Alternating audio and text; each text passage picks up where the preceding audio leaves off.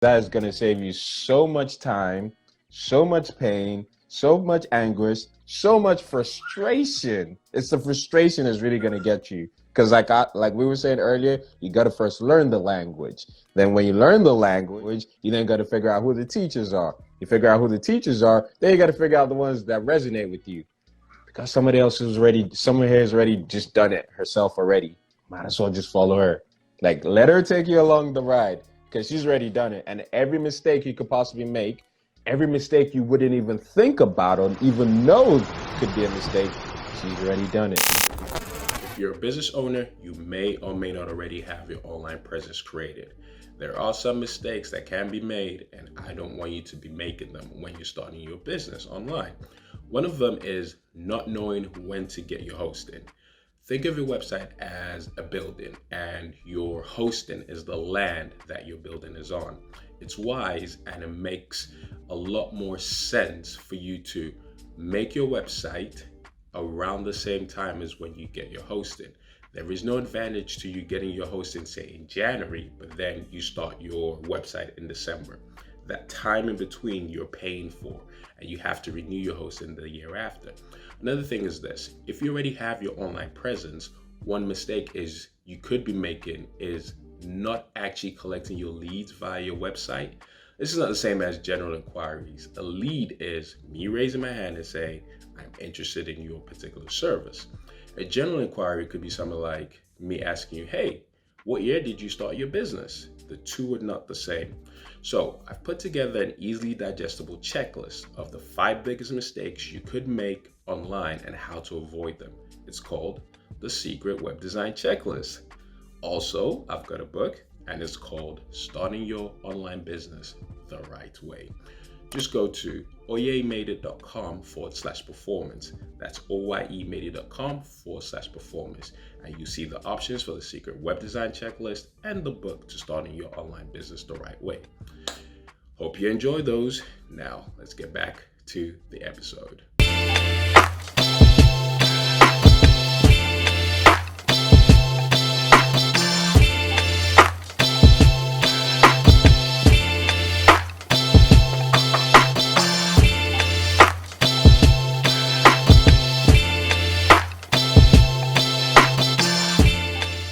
Hey, Erica, how you doing? I'm good. You? Straight chilling. How we living? Absolutely loving it. Loving it. Awesome. Let's see everyone just jumping in. A few people jumping in. Shout out to everyone. We've got Eric in the building, another celebrity on the podcast. I take it. Yeah, today's gonna be the NFT day. Today's gonna be the NFT day. So everyone who's jumping in, if you are looking to understand NFTs from a beginner standpoint, Miss Erica is gonna give us all the gems today. She's gonna drop all the jewels, right? Definitely. I got my whiteboard ready and everything. We're gonna draw some pictures. Oh wow, we got whiteboards as well. Yikes! If we can see it on the thing, I might have to do something with the camera so it's not backwards. I don't know. I'm gonna try it. Okay. Well, I'll give it another minute and let everyone else jump in, and then we're gonna get to these gems because Erica's not playing today. She's coming in serious, coming in hot. Boy, I tell you. So while we're waiting, what's this like out over there? What's this one? That skyline, and it looks nice. Well, when we do the MMU over here in England, don't worry, you're more than welcome to come through. Definitely. Hospitality. I've never been. Yeah, come through, man. Come through. We got you. Yeah, we got you. Come through with the. We'll give you the northern hospitality over here. Is that a good thing? It's a good thing. We're friendly folks up here. We're friendly folks up north. I've never been. I've been to China. I've been into a lot of the Asian countries, but I haven't hit Europe yet. Okay. England, Europe, Italy, none of those. I haven't hit any of those yet. Okay, well, don't you worry. Like I said, we'll take good care of you when you come through. Take good care. I can see all the MMU folks coming in. Okay. I see Michelle Green. I see Maker. I see Franklin. Yeah. What's up, fam? What up, Tabitha? I see some of my peeps in here as well. Shanika, Garnett Jr. Yeah, we've got a few folks up in here. This is gonna be everyone's coming in. Everyone wants to know about these NFTs. Wow, no pressure. No pressure indeed, but everybody wants to know about these NFTs or these bored apes and everything. So let's get right into it. You ready, E? I'm like, man, I wish I could do it from my computer now. I can show y'all everything. We'll do a part two. And then you can show us more gems. Yeah. All right, Shout out, so let's Michelle. get busy. Let's get into Ready? it. So, everybody, welcome. This is the podcast. This is me with Erica, your host, Oye. And today we're talking about NFTs, every beginner's guide to NFTs, kind of understanding what they are, what the utilities are, what they're used for, why they're so expensive, how we can make paper from them, and basically just understand it. And we've got our expert today, Miss Erica T, about to give us all these gems. So, Miss Erica, how you doing? I'm good. How's things on your end? Everything's cool over here. So tell us a little bit about yourself. Yeah. I wasn't expecting that. I was all ready to jump in. I'm like taking it back. I'm like, oh man, I should have thought about this ahead of time. Well, this is what always keeps the lives interesting, because it's kind of like it's conversational. So you don't need to plan anything. You're just like, yo, so tell me, hey, tell us about Miss E. Tell us about how you got into NFTs, Tell us about what you do. Yes, okay. I felt like I got hit with a curveball on that one. All right. So my name's Erica Thompson, and the big and the short of it, I'm basically a mom and a wife. At the base, at the core, that's everything to me. And I got into NFTs because here in the States, we had this big political thing that happened, and it was behind this man named George Floyd. And he died at the hands of the cops, and in front of everybody, it was taped live, and nobody did anything, right? At the time, I was going to nail school. So we're in what me and my husband like to call our twilight tour. He did 20 years in the Marine Corps, and we're supposed to be relaxing. Well, we didn't understand all the turmoil that was going on back in the States. We'd been overseas in Japan for 6 years. Right. So when we came back, it was only our second year here back in the States when it happened.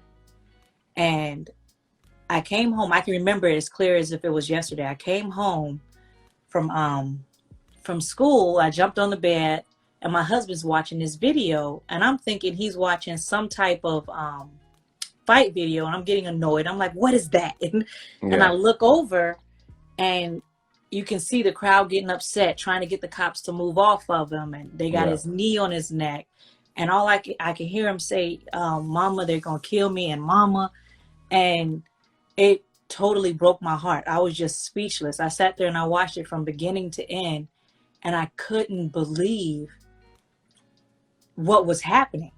Right? I did 4 years as a Marine. My husband did 20 years as a Marine. And even in a combat zone, we're told that you cannot shoot back unless you know who you're shooting at. Yeah. Period. So I'm like, how could this be happening in my own country? I just couldn't believe it. And at that moment, when I saw that, I was like, never again. It won't happen again. Not here, not on my watch.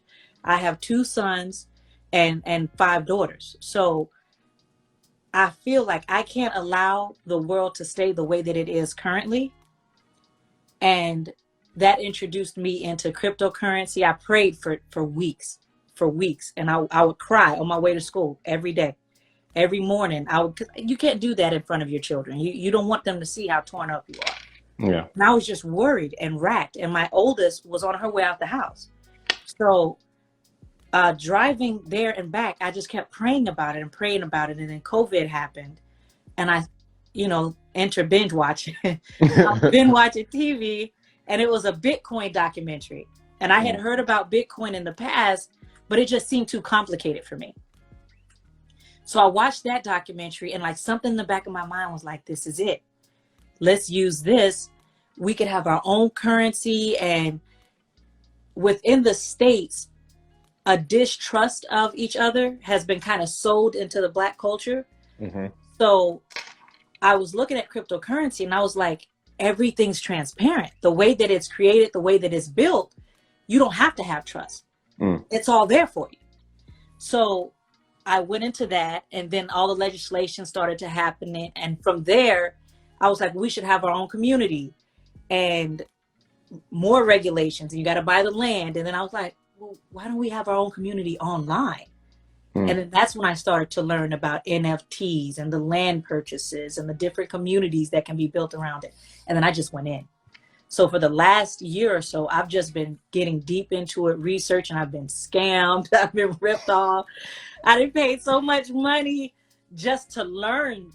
If there was a class or a course, I was taking it, because I had to understand at a base level what it was. And the problem that I was coming across was that everybody was speaking tech speak.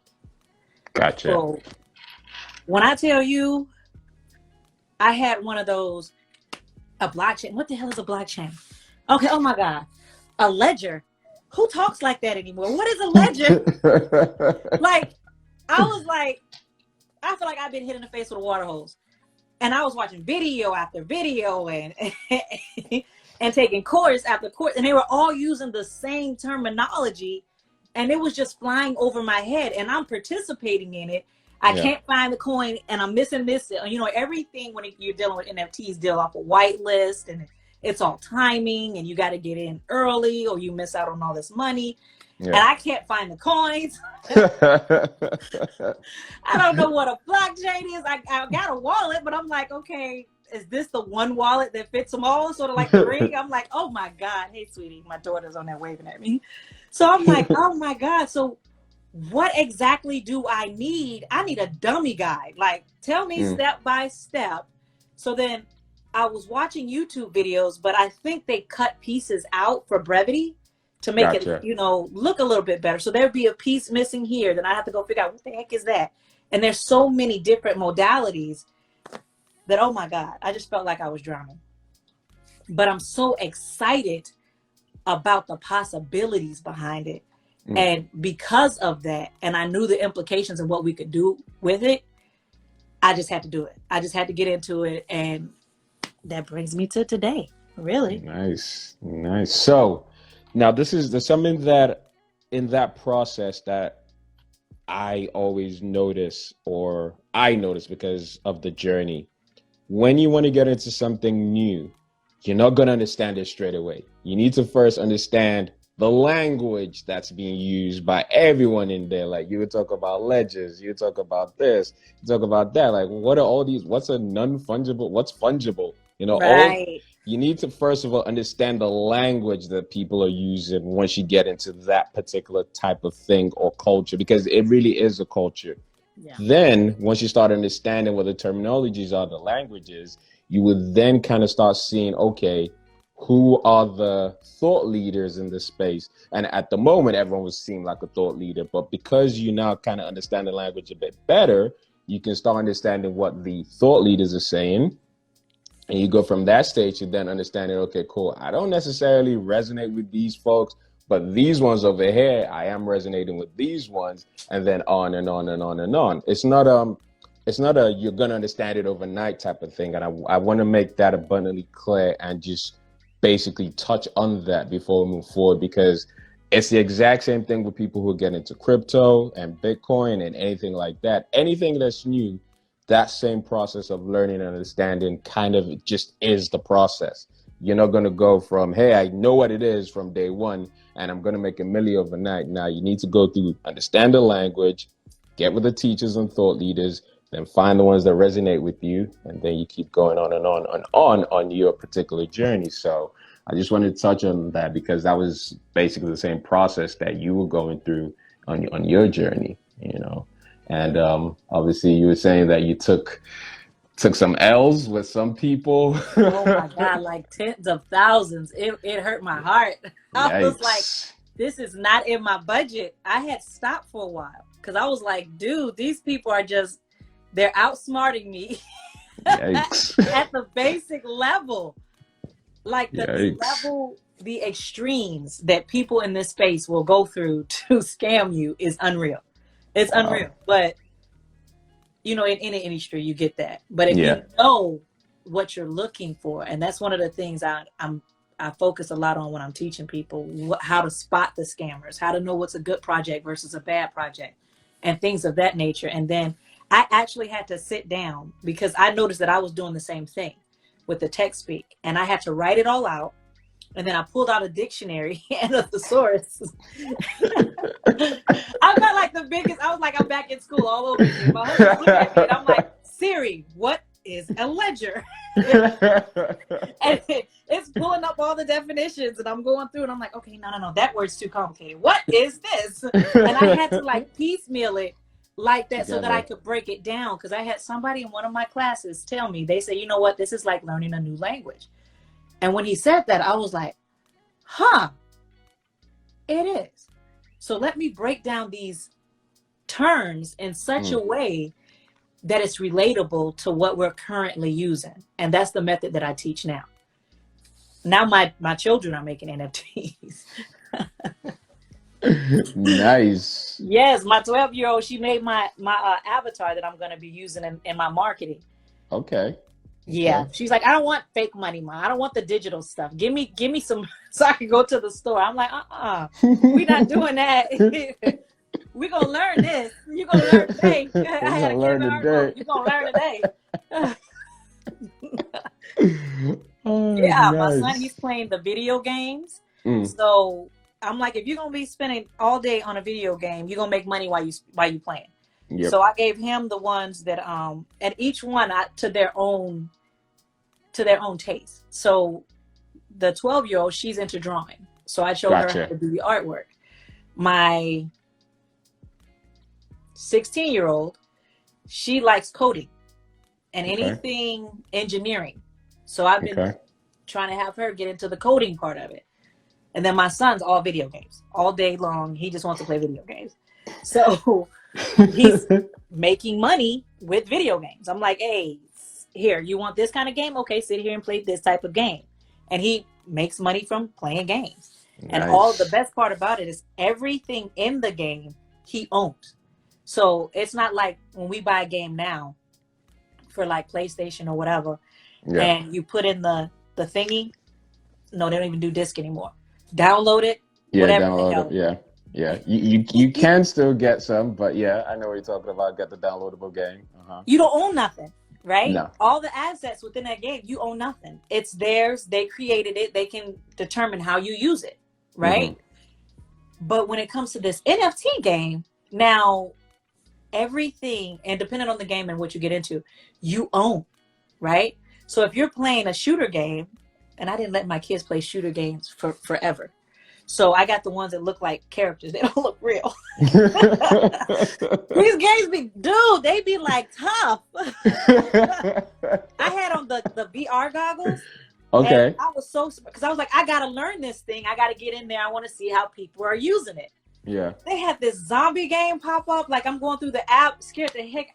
Look, if I hadn't spent so much money on that thing, I'd have threw it across the room. It was like real. I was like, I can't even imagine. Man. It's tough. That's funny. That's so funny. So I like the fact that you kind of like, now it sounds like it's a full family operation. I think you said you've got 7 kids? Yes. Right. And 5 girls, 2 boys? Yep. Okay. I see. I was paying attention. Yes. That's good. I lose count. They're mine. Well, first of all, I like the fact that, and I don't want this to go over anyone's head, like something that she said, she found what they were good at and she used their talents to help them make paper. Sons are good at playing video games. Okay, cool. You guys can play these video games that are going to get you paid. Daughter, you're good at being creative in your arts. Okay, cool. We're going to use that with NFT space. Other daughter, you're good with engineering. Other daughter, you're good with this. Hey, we're going to make you do this. So basically matching the talents to the income stream is super dope. I just wanted to say that. That is super dope. That is super dope. That is super dope. Right. So now let's get into the actual NFT things. Like, what is an NFT? Yes. Okay. Now this is my favorite part. Mm. Very simply, okay, an NFT is an unquestionable digital record that verifies both ownership and authenticity of an object. That's it. The object could be physical, it could be digital, it doesn't matter. That's it. At its base, that's all an NFT is. Okay. So let's not complicate it. Okay. So we're going to use it. I'm going to explain it like it's a house. Oh, she's sitting up. Everyone sit up. So if you're buying a house, you go to the bank to borrow the money, at least in the States. I don't know how much it is over there, but here, we ain't paying in cash. Not the average person anyway. So you go to the bank, you get a loan to buy a house, right? Mm-hmm. So we're going to say this is a house NFT. All right. Notice how we had to identify the type of NFT because the NFT is just the record, right? Okay. It's just the record. Okay. So we're going to buy a house, NFT. You find the house. You're going to go purchase it. You got your loan, right? Mm-hmm. You go to buy it. You get what's called a deed. That verifies that you own this house. Mm-hmm. Oh, wait, there's more. Hold up, there's more. The bank gave you the money, so there's a lien on that deed. Mm-hmm. Okay? That's like a contract, a smart contract. Okay? What that contract says is, you owe us this money, you pay it back, and then we give you this deed, right? We take our lien off, and you own the house. Mm-hmm. You still own it. You're paying all the bills. You're paying all the taxes. Mm-hmm. You still own it. Mm-hmm. But there's this underlying contract, right? So if we break that into the NFT space, there's 3 parts of an NFT. Okay. You have the object. So whatever the product is, right? Whether it's digital or physical, in this case, that would be the house. That's the object. Okay. You have the contract. That's the deed and the agreement between you and the bank. That's a smart contract. Okay. And then your third piece is the token, right? Non-fungible token, which is the representation. In this case, it would be the account number or the number on that deed that goes to the courthouse. Whenever somebody looks up that number, they know, or the address of the property. We'll make it simple. It's the address of the property. So whenever you go to the courthouse and you look up that address, you'll get all the data on that property. Gotcha. Simple, right? Now, this is what's absolutely powerful about that. We get to use a smart contract. It goes, that courthouse is what's called the blockchain. Okay. Gotcha. That's the method of storage. That's the database, right? And it's stored in such a way that it cannot be corrupted. It cannot be hacked. It cannot be stolen. It's viewable for everybody. Yeah. Right? So as long as you have that address, your wallet address is the same as the home's address. Yeah. You can look up that address and tell whatever transactions went to that address. Okay? The NFT, that address tells you who bought the NFT, how much they bought it for, when they bought it, you know, what wallet address. Because in all transactions, when you're dealing with NFTs and cryptocurrencies, goes through a wallet address, right? Yeah. So all of that data would be on that ledger. Those records will be in that data, right? So that smart contract, now this is where it gets good. It's basically programmable. Think of it as an app. It's an app. Okay. It's an app on a supercomputer that can do so many things. It's freaking ridiculous. So in the case of the house, the smart contract knows you've been making your payments on time. You're done paying, the smart contract would automatically give you ownership. Gotcha. Right? The lawyers don't have to do it. The people who entered into the agreement doesn't have to do it. All of it's done on its own. Gotcha. Okay, so Going from there, is there anything or any questions or anywhere where anybody's lost? Folks, Type a one in anyone, the chat if you're good. if you've got any questions, throw them in the chat or throw your ones in the chat, because like I'm enjoying this. Like I'm understanding. So we've got tokens, we've got smart contracts, we've got the objects. I'm loving this. Right. Yeah. Okay. So we tracking. Yeah, So the everyone's NFTs loving it. Yeah. are hosted on IPFS, which stands for Interplanetary File System. IPFS. Yes. Sounds hokey. Planetary. Because it's global. It's global. I don't know. Do you guys have like a Napstar or file sharing type protocol? Yeah, we do, but the reason why I said planetary is because what was the film with No. Leonardo DiCaprio?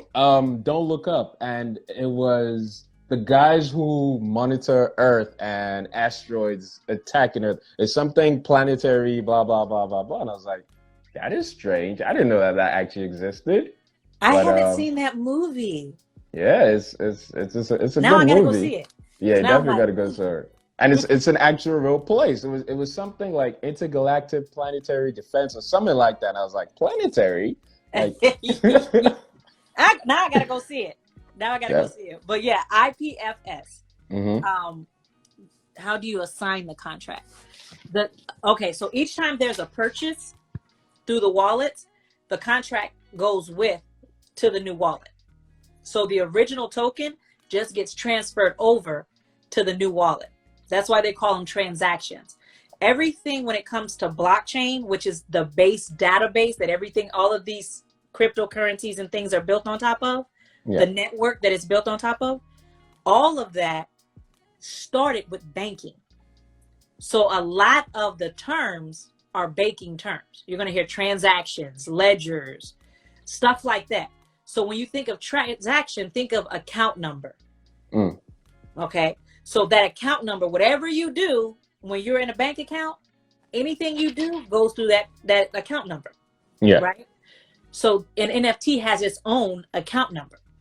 And that account, just like I can open an account and I can transfer it to one of my kids, same thing. You can open this NFT account and you can transfer it to whoever you want to. Now it does cost a fee. And this is where you start to hear people talking about gas fees and all those other things. Yeah, I've heard that. So let me break that down. Okay. I shouldn't make assumptions. Do I need to break that down? Yes, please do break that down. Okay, so when you're dealing with Ethereum, which is what one of the major chains is, one of the major networks, right? You can think of these different networks sort of like if you have Duke Power over here. I don't know how you guys do your power companies over there, but each area gets a different power company. Oh, right? okay. That's a network. Okay. Right? They have their own systems. Each network has their own systems. So Bitcoin has its own system. Ethereum, which is the second most popular, has its own system. And most of your NFTs are currently on the Ethereum blockchain. Okay? The Ethereum network. Okay. Now, Ethereum is the name of the token. And it was based around this concept of a supercomputer. I can't remember the guy's name. It's really hard for me to pronounce. I'm not going to butcher his name on the live on the ground. But it starts with a B. Okay. But his Mr. vision B. as a kid was, okay, people are making these they were doing what's called wrapping Bitcoin, which means they would make a transaction on the Bitcoin network, but then they would wrap it in code so that it had information on the blockchain, right? Because all of that would be, I still can't pronounce that, and you put it in there. TJ with the clutch. I appreciate you though. Vitalik Buterin. Okay. Vitalik. We'll call him Mr. VB. Yeah. Matt, I saw your message. Don't worry. Yeah, I'll sort that out as well. But yeah, please continue. So his vision was to give everybody access to a supercomputer, right?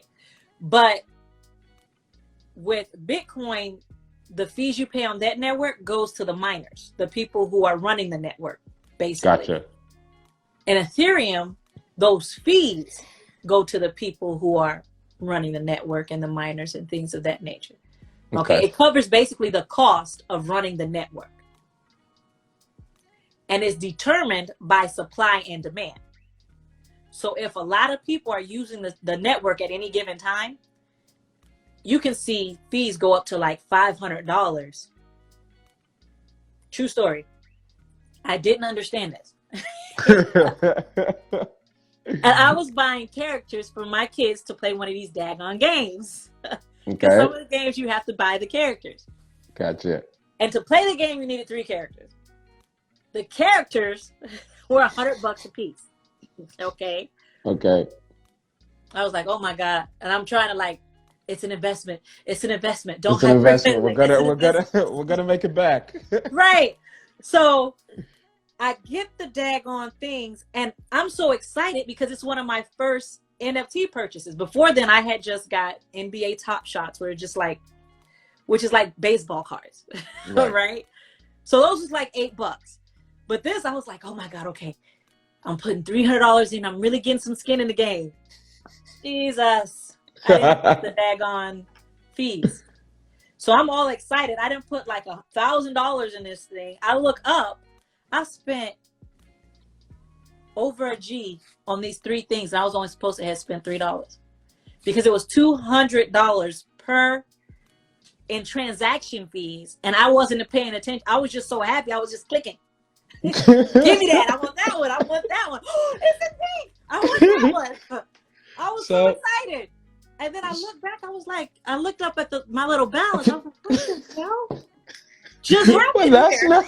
Well, that's not the right number. I was like, dude. So I'm going back, looking at my little receipts. I'm like, I spent more in fees than I did on the actual characters. NFTs. Yeah. The character was $100. I spent $200 in fees. I bought 3 of them. All right. So whether you're a business owner providing a service or you're an e-commerce business with products, you know you need a website. The most common problems that I hear from business owners are they don't know where to start, or they're confused with all this person said this, that guru said that. It's all information overload. And it's forcing you to leave money on the table and not grow as quickly as you would like. Okay, let's bring some clarity to the situation.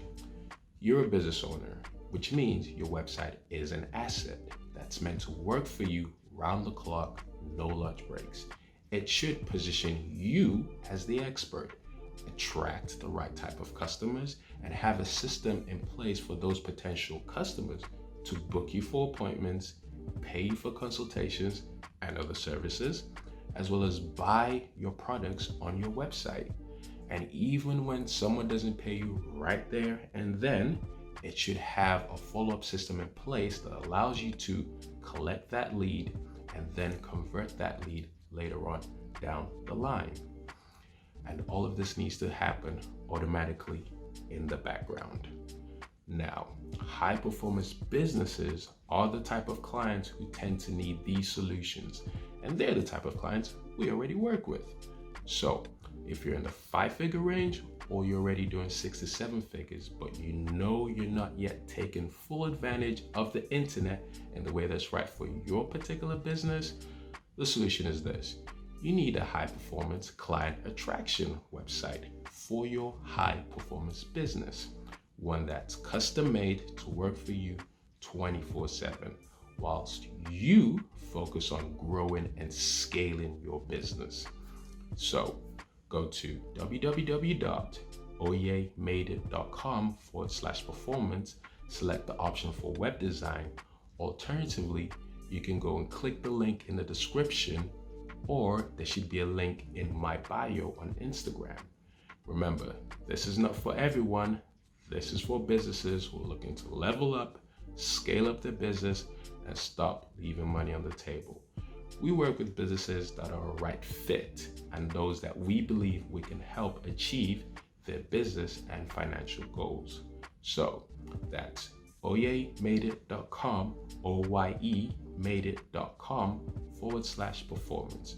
or there should be a link in the description below, or there's the link in my bio on Instagram. We look forward to hearing from you and working with you. Now, let's get back to the episode. $900. Yikes. Yes, my feelings were so hurt. Yikes. I was broken. I was like, dude, I can't even. I didn't even want to play the game after that. I was like, I walked away from the computer. I was sick. I was so sick. Oh, yikes. But was it because, okay, so when you bought those 3, was it because you were still new to the game and you didn't realize what the gas fees were? You didn't realize that that's what they were? Or was it a case of you have to know what the gas fees are yourself before you buy something? That's what I'm just trying to understand. Is it something that is hidden, or is it something that's in front of you and you can see it before you make the purchase? Man, it's right in front of my face. That's what pissed me off. Gotcha. Because like at the top was how much, because they before they take the money, they show you a rundown, right? But because I was still new to the game, I didn't understand what I was looking at. I wasn't, and I was so excited. I don't know if I would have caught it. Because I didn't know at the beginning that they fluctuate, right? I thought the fee was just what the fee is. Right. So I probably, if I'm being honest, I would have paid it anyway because I would have thought that's just what it is. Yeah. Newer, wiser me knows now some days you can catch those fees at like $20. Right. Wow. Yeah. So that was no fun. No bueno. That was no good. No good. No bueno. No good. Not at all. Wowzers. Okay. Yeah. Okay. So now just like a quick recap, summary, and understanding of this. So we know you've got tokens, we know you've got objects, we know you've got smart contracts. Those are like the 3 main elements. The platform that all of that stuff is under or is on top of is called blockchain. So Almost. Let me stop you right there. Okay. So you have your network, which is your blockchain. Only the transaction part of the NFT goes on the blockchain. Right. Because that would be too much data. If you put the rest of the actual digital object on the blockchain, it would be too much data. That's why the actual object is housed on the IPFS. Right. Okay. So IPFS. So it's put there. Yes. Right. Okay. That's so where the digital they house the object. Right. Okay. Right. Cool. But the transactions are on blockchain. There you go. Gotcha. Okay. I'm learning. Okay. You got it. Hey, you're right there. Right there. And the thing with blockchain is it's indestructible. It cannot be hacked. It can't be questioned. All those sort of things. Basically, it's secure. You don't need to trust the other person. The other person doesn't need to trust you. What it is what it is. Exactly. And the thing is, it's a push, right? It's a push form of transaction. So when you go to the grocery store and you swipe your card, that's a pull transaction, right? Their system has to pull the money off of your card. Okay. Blockchain's the other way. It's a push. Right. You have to send it. Okay. So. Okay. Yeah. With you being now, you're in essence, you're the bank, right? So with you pushing that transaction, you ain't getting it back once it's gone. You have to make push it out. Yeah, it's over. And ain't nobody you gonna call to get it back. Excuse me. Can I talk to your manager? Yes. Because what happened was I didn't see these gas fees. In fact, I wasn't trying to buy gas. I was trying to buy a character. Exactly. Yes, because I would have been on that line that night. And I wouldn't have cared how long I had to wait. I'd have been on that line. Yes, I'm $600 poor because I didn't understand gas fees. Wow. Actually, 900. 2, 6, and then the other 3. So, yeah, it was. Wow. Well, it makes for a good story when you tell people, hey, this is how I started. This was one of the mistakes I made. My gas fees. Or they look at you like you're crazy. They're like, what the hell were you thinking? And I'm like, dude. And the thing that you said about that you can't basically once you push it out, you can't call it back. There's no backseas. There's no No, hey, there's no actually. vaccine. Actually, I just thought about it and no. All right, cool. So once it's done, it's done. So you need to do all your due diligence beforehand and Mm-hmm. everything. All Yeah. right, I see. I would I rather see. miss out on an opportunity than rush. Yeah. So I saw something today and it looked like a dope project. I love the art. And it seemed like it was backed by some big names. And I was like, you Yeah. know what? I had that moment of I'm gonna jump in right now. I'm gonna buy it because I have to. And then I stopped. At any moment in this industry, if you're feeling rushed or like you gotta do it right now, stop. There'll be another project. There'll be Yeah. something else. Because the moment you do that, you don't take time to do your due diligence. Yeah. And I didn't. I was just gonna buy. And then I stepped back and I was like, that's $300 you just about to throw up against the wall and hope it sticks. So really, I had to step back and say, okay, you know what? I'm not going to do this. I'm not going to do this. And I let it go. Gotcha. Guys and everyone who's watching, keep throwing your questions in the chat. Don't you worry. I'm going to go through all the questions as we get to the Q&A part for now. Because obviously as she's throwing out these gems, you're going to have a lot more questions coming through. So let's keep this going. Let me ask Erica. So we know the interplanetary guys. We know that they house the objects. IPFS. The IPFS guys. I'm just going to call them the planetary guys. They house the object. So I know that now. Yes. We know the three main components of the transaction when you want to get an NFT. We know the network that it's on. We know what houses the transactions. Cool. So I think we're clearing that up until this point. And now we know what gas fees are. So as we move forward, and I want to ask you, in terms of when you were at that point and you understood what the gas fees were, what was your next step moving forward now? What did you need to learn next? I thought you were going to say, what was I thinking? I was like, oh shit movement. I was like, I didn't just do that. And oh my God, am I going to tell my husband? So he can look at me and go, I told you to leave that stuff alone. So at this point, they put the characters, so the actual characters don't end up in your wallet, just the transaction ID, right? Okay. So you can go to a third-party platform like OpenSea or something like that, and you can put in your wallet and you can see it. So for that game, they have their own wallet. So I can go to I connect their wallet to their Web3, which is I'll talk to you about that. That's the new level of web development where all this NFTs are built off of, right? So once you connect your wallet to their site, it pulls the data from the wallet, and my characters was right there on the dashboard, and we can go play. Gotcha. But it was a process even finding them. I was like, dude, I'm just seeing numbers. Where's my little guys at? Where my characters at? Yeah, I was like, where's my dudes? What did I do? Did I like flush them? Are they gone? Where are they?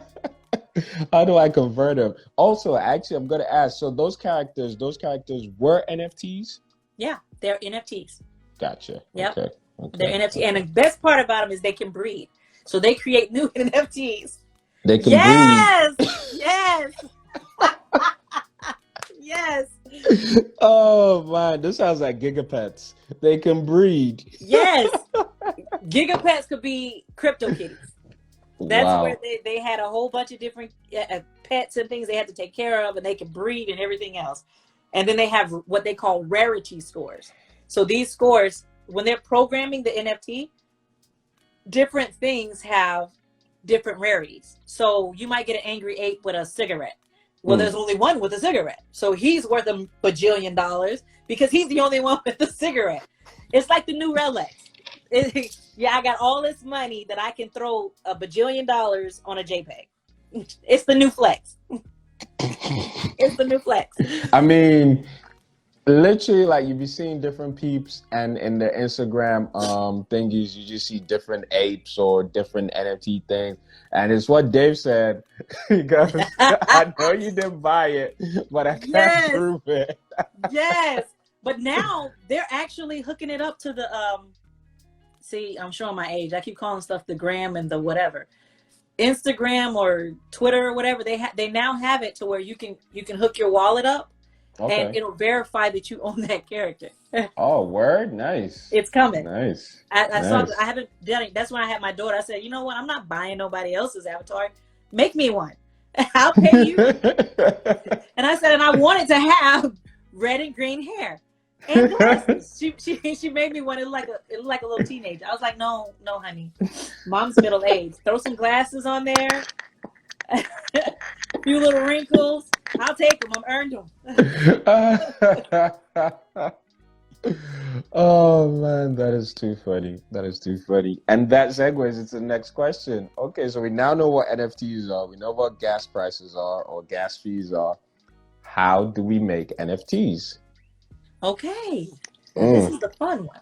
Let's go. I love this. This is where you can get absolutely creative, right? And what I tell people is first, look at if you're in business or if you're an artist, right? Because you're going to have a different approach. If you're in business, I don't want another side hustle. So many of us in business, and I'm speaking for myself because I got squirrel syndrome. I see something shiny and I'm like, what? What's I need this? some of that. So I'm going to be real. Now I'm trying to be more intentional and more focused in everything I do, right? So I look at my business first and I say, okay, does this fit with what I'm currently doing? And how so, right? Is it beneficial to me or is it going to take me away from what I'm doing? Yeah. Right?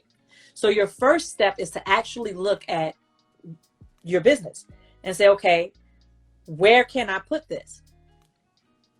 Okay. You see what I'm saying?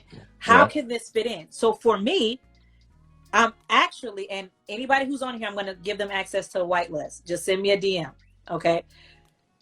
I'm actually creating an NFT ebook, right? Okay. So instead of doing an ebook like everybody else does, I'm doing an NFT ebook, right? A part of the NFT ebook is going to be a 3-day event where we discuss each chapter in the book, sort of like what we're doing right now. And whoever has the NFTs will come on Zoom and they'll be able to ask questions. From their questions, I can now write an even better book because now I know where people are lost or what I'm not covering, right? The best part about an NFT is you can do what's called a roadmap that tells people this is what's happening, this is what we're doing. So when they see it, they know, okay, I got a JPEG today, but in 2 weeks, there's this live conference that I'm going to. I get to network. I get to see one-on-one. I get to see what's going on. She's going to walk me through this process so that my computer is set up, right? And then they also get to ask questions. Whereas with a normal ebook or a normal book, you can't do that. What you see is what you get, right? Gotcha. So is this the utility? There you go. See? Look at you. That's what I'm talking about. Hey, I've been paying a little bit of attention here and there. I've been paying a little bit of attention here and there. Okay, so that is the utility. Because this was kind of what I understood, but I wasn't sure. And I only know this because I was listening to 19 Keys, I was listening to Gary Vee. Because those two guys, I just trust them when they talk about stuff. I'm like, both of y'all dope, so I'm gonna pay attention to what you say. Now, and I was actually having this conversation with a friend of mine who I'm not sure if she's on, but she should be because she had a bunch of questions. And she was saying, it doesn't make sense that why people paying millions for something. Is it just to flex that they paid millions? And I was like, nah, actually, the way I understand it, but I'm definitely going to ask Erica, is that this particular thing has a utility attached to it. So say, for instance, I was Nike and I said this NFT is going to allow you to have queue jump access to every other sneaker event we have for the rest of the year. So you own this. They should do that. You see, I'm just coming up with ideas now. You feel me? So you get this NFT and they only say 300 of them, and all the sneaker events we have, wherever they are in the world, as long as you can get to them, you have access to them. You don't need to queue. You've got your queue jump. You go in and you could go behind stage or whatever, behind the scenes or whatever, and you get VIP access. That's what this NFT does. So that's a utility. So now, if it's only 300 made, that means it can be super expensive because there's a high demand, but there's a very low supply for that particular utility. And you can then sell that utility on, well, you can sell that NFT on to somebody else to enjoy that utility if you chose to. Am I correct? Yes. See, oh yay with the flex. I'm loving it. I am loving it. So that's why I tell people when they're look at your business first, because those NFTs with utility, they get kind of a higher amount of attention. They're easier to sell because now you can tell people, okay, this is why you want this, right? Gotcha. But there are also some that don't have utility. It's sort of like art, right? So if you're looking at a piece of art and it does something for you and you want it, you buy it. But a lot of times these art pieces, they're on an auction and there might only be one digital copy. They burn the rest. So your ownership, other people can take picture of it, they can see it, whatever, but they don't own it. So you're bidding against other people, and it goes by supply and demand. If they want it, whoever wants it the most is going to pay the most money. So like Beeple, he's a digital artist. And he made this plan 10 years ago. He just said, every day, I'm just going to draw one thing. Every day, I don't care what it is. It doesn't have to be fleshed out. It doesn't have to be complete. I'm just going to draw one thing. And he kept it on a Tumblr, I think was the name of the blog platform back then. Tumblr. Wow. ASAP Rocky days. Yes. He every day he drew a picture. So recently he took all those pictures and he made them into one huge collage, and it sold for 16.9 million, I believe, at Sotheby's. Yeah. And Sotheby's is considered like high ticket, like snooty. I don't know a better way to say it. It's like one of those things, just get not just anybody's coming in here. Like you gotta have verified funds before you enter this auction. Premium level. Snooty. And it went for I believe it was like 16.9 million, something like that. 16.9 mil. Gotcha. No. It was 169 million. The Bored Apes went for 19 million. And it was 101 pictures of those apes in different positions or different facial expressions or whatever. Those went for 19 million. Beeple's, I think, went for 169 million. That's the part that, like, the 19 million, that's cool, but 169 milli. Well, think about it like this, right? 69 million. It was 69 million. Thank you for correcting me. Okay. I just knew it was a hell of a lot more money than I got. I mean, 69 million is like 30 million away from 100, but hey, it's still it's a long ways away. I messed up. But even still, that's still a lot of paper. It was a lot. Yeah. So when you're looking at art, right? A lot of times it's the meaning behind it, the movement. He committed for 10 years, every single day, to make this artwork. So somebody purchasing that's 10 years of somebody's life that you now own. Their sweat, and they're beautiful pieces. Some days might have been like a little hard or a little, because in the beginning he wasn't very good. But so you can actually see, you see the transition as well. It's gorgeous when you actually look at it. It's gorgeous, and I mean, if it was like $20, I'm just kidding. I might have spent a couple $100. But I definitely didn't have 69 million to drop on that one. Yes, you didn't have it yet. Yeah, exactly. Only 69 mil, as Myron says, only 69 yet. Only. Gotcha. Wow. Yeah. Okay. Now the other question I want to ask is the utility. How do you verify? I'm going to ask you the utility and the roadmap. Do you just say it? Like, for instance, I could just say, hey, my NFT is going to give you access to coaching one-on-one, and every mastermind I do, you get to come to the first day free. Let's just say that's my utility. I'm like, what? I want the first one. I'm selfish like that. I hope like me. I'll take it. Hey, we got you. You got you. You don't even need no NFTs. Just hit me up in the DMs. We got you.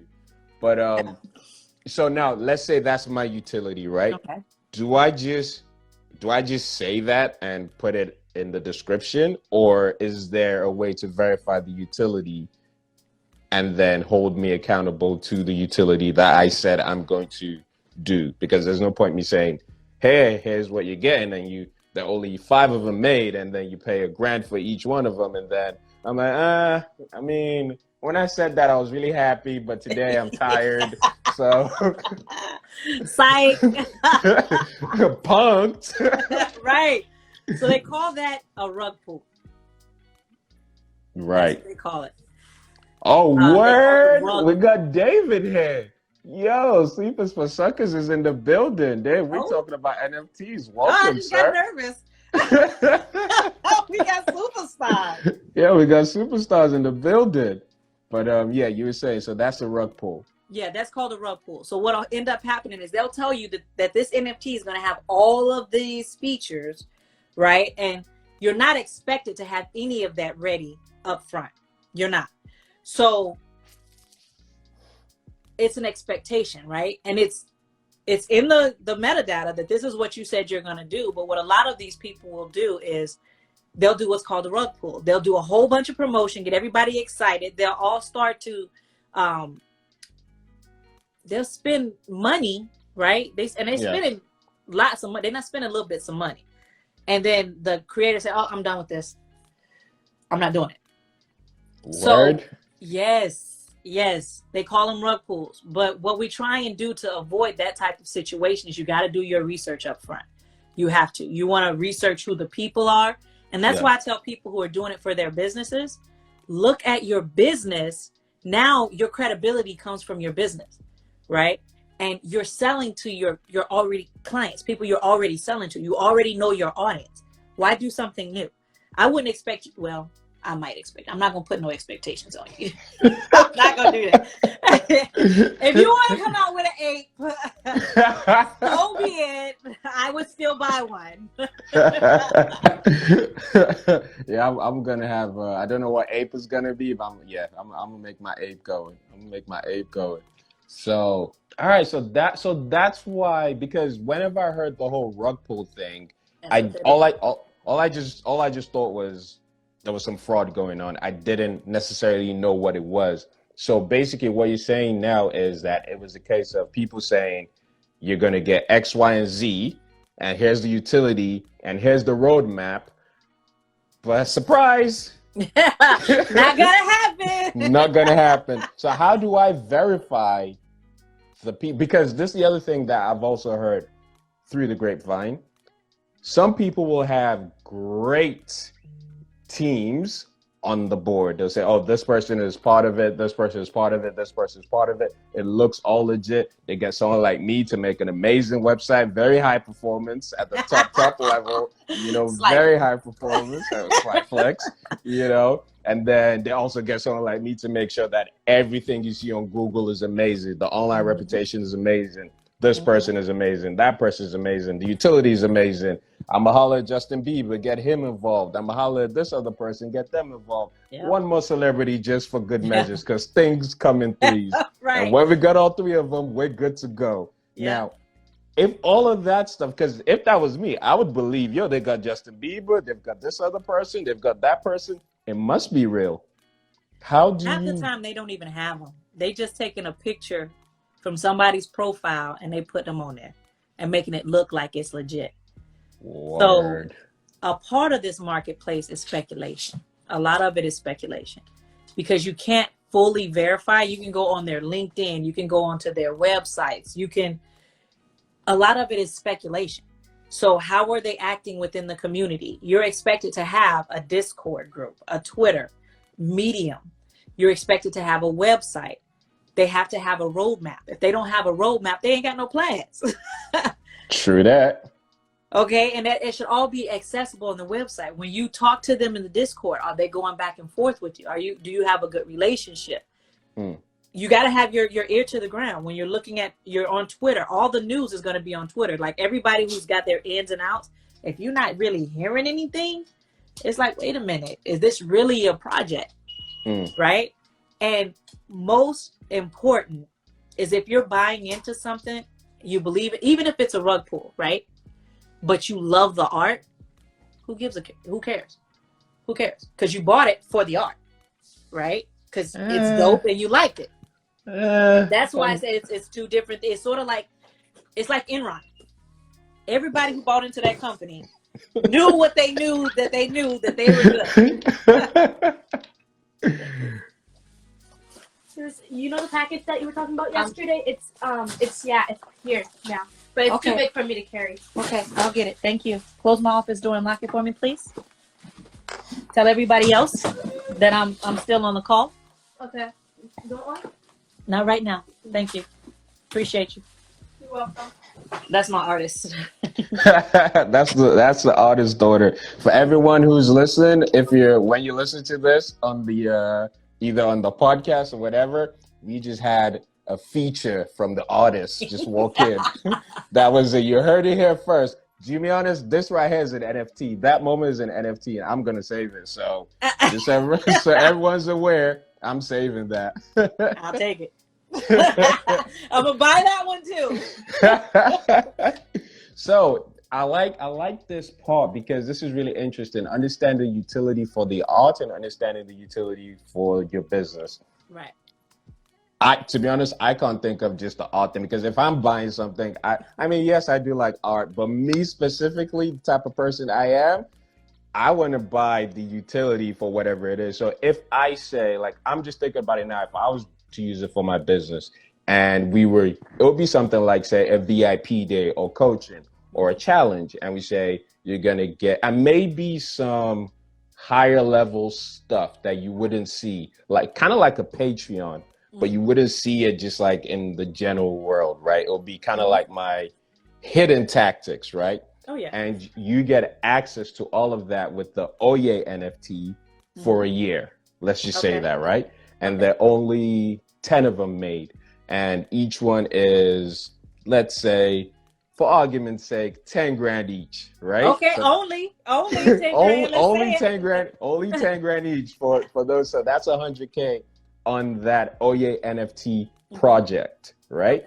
So now with me, we've got a track record, we've got a website, you've got all the stuff that we've been doing since when we started up until now. So you can verify that we're a business and we've been in this game and everything. So now that utility part is more, I guess, reliable, that this person is actually going to follow through with it. I know I told her to lock that door. Who we got? We got another feature. Come get your brother. We got another feature. Guys, take a photo. This is another NFT moment. Take a photo. Give me kisses and go. NFT. I love you too. Go on. Take him. Hey, behave. Go on. Self-control. Little man in the building. Yeah, just let him go. Let him go. I got him. Tell Dad to come here. He wants some kisses. Give me kisses. Dad coming now. Yeah, you better get going. See, he just wanted some kisses. Yeah. He wanted to be on camera. He likes cameras. He wanted to be a camera. He wanted his moment. Yes, Another his moment to celebrity shine. moment. It's okay, baby. He gone now.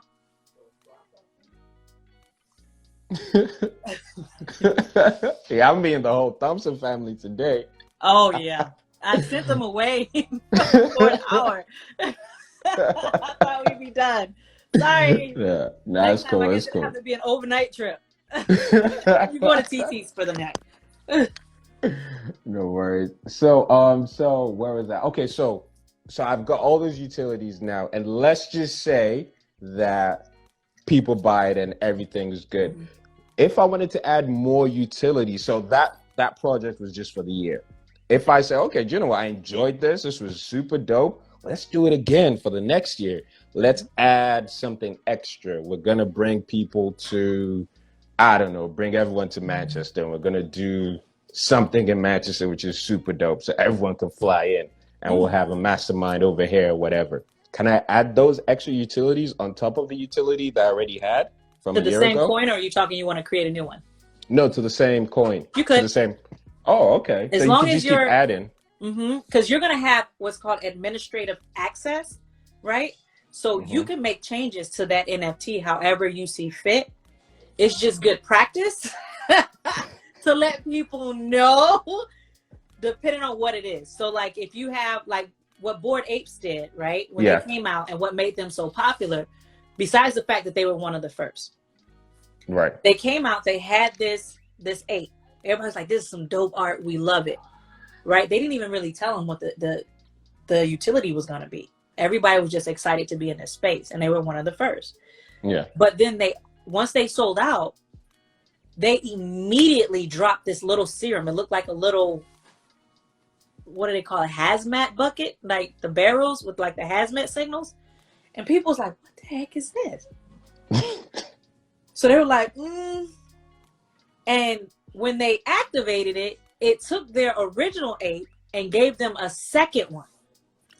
And then it mutated it. So now they had a mutant ape. So now they had two apes for the price of one. So after that, they went through the roof, and they started with a very low price point. I think they started at 0.08 ETH, which was like, nowadays, I think that's like $80 because we went in the hole and we're coming back out. Yeah. But I think back then it was under $200. Gotcha. They were trying to make it affordable for everybody who got in, right? Gotcha. But because they had royalties, which we haven't talked about, now whenever these apes sell for millions of dollars, they get 10% of all of it. So they start off, and that's a good strategy. You start off inexpensive so that people can afford it, right? Yeah. And then you just keep providing value. How you were saying, oh, now we're going to meet in Manchester. Now we're going to do this. The more value you add, the more money your NFTs become worth. So now whenever you drop an NFT, automatically people are on your list. They're in your Discord. They want to know what you're doing, when you're doing it, and your stuff is selling out in seconds. Literally in seconds. I was in one. I didn't know it. I was still new. So I didn't know what I was doing. I didn't know what the heck the whitelist was. I just thought that, okay, I found out about it, so yes, I can get in. No, I didn't have the VIP pass to that. No. I tried to get in, couldn't get in, was so frustrated. The starting price was like $200. I was so excited, dope art, everything. They had utility, everything, good team, all that good stuff.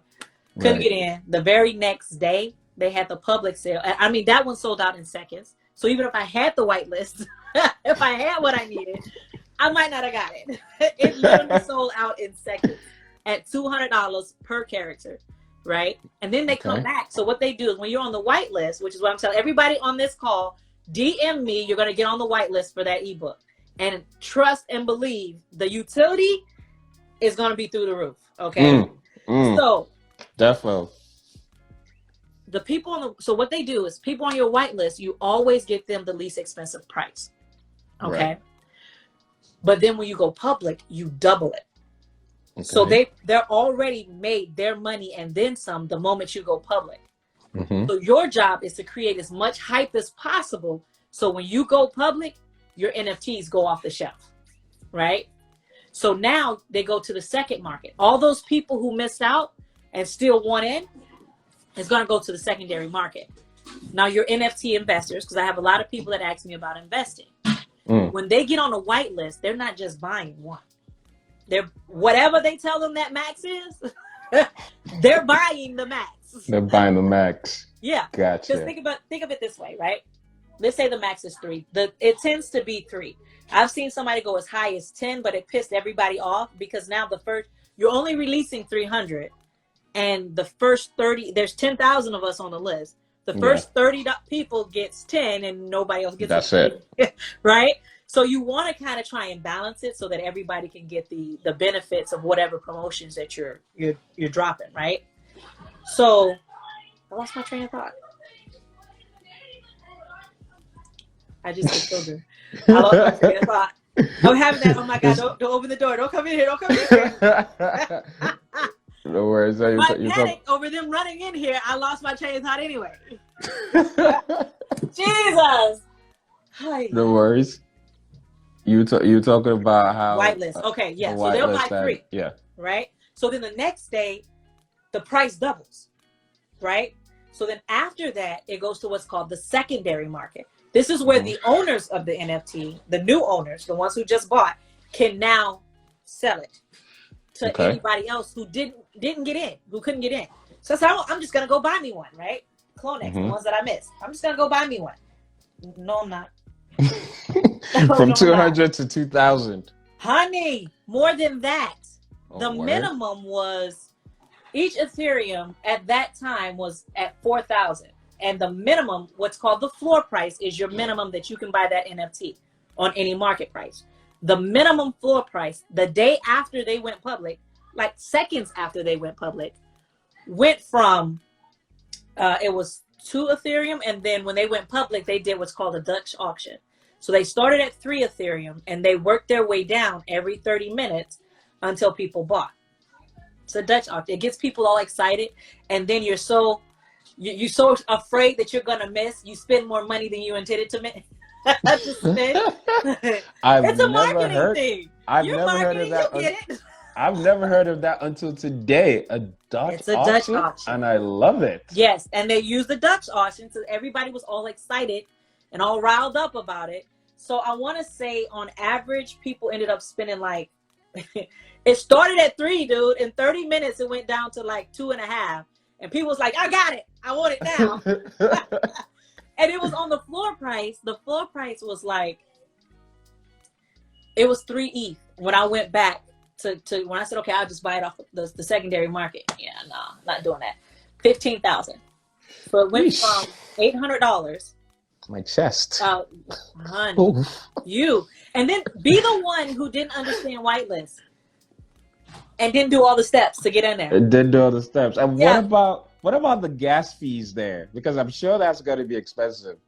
Well, what they do with that is, so they have this concept that's called a mint and burn, right? So it's like a voucher. Think of it like a voucher. So when you buy your first one, it's a voucher. So it might be a picture of a vial. It might be a picture of something that means something else is coming, an egg. Anything that gives you the mindset of a cocoon, this is just the beginning, right? A disc. And then you'll take that disc and you'll go mint it. And that's when you'll pay your fees. So that's called lazy minting. So for us creators, that's freaking awesome. That means we're not paying the fees to create the asset, right? We can create it and they pay the fees when they purchase it.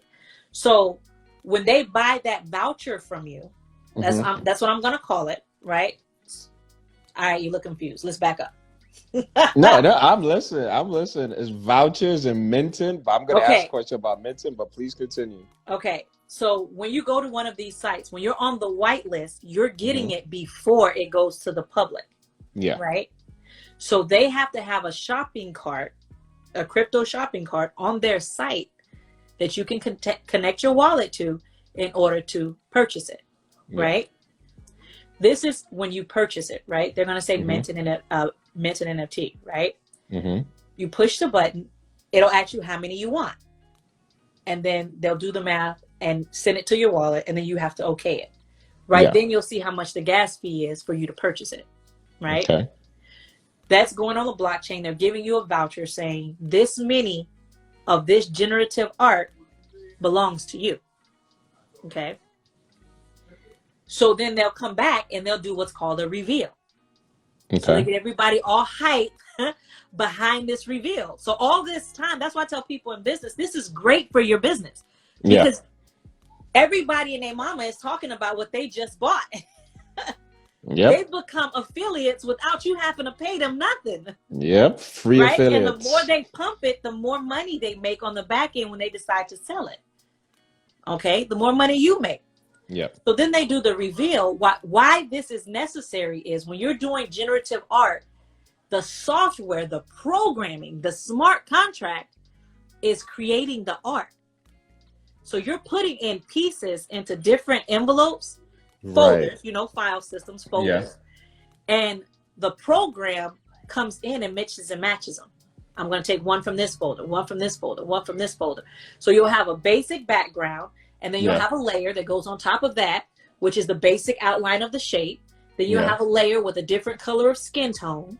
Yeah. Then a layer with some cricket teeth and some cigarettes hanging out of their mouth and like googly eyes and all kind of craziness. So each layer has something different.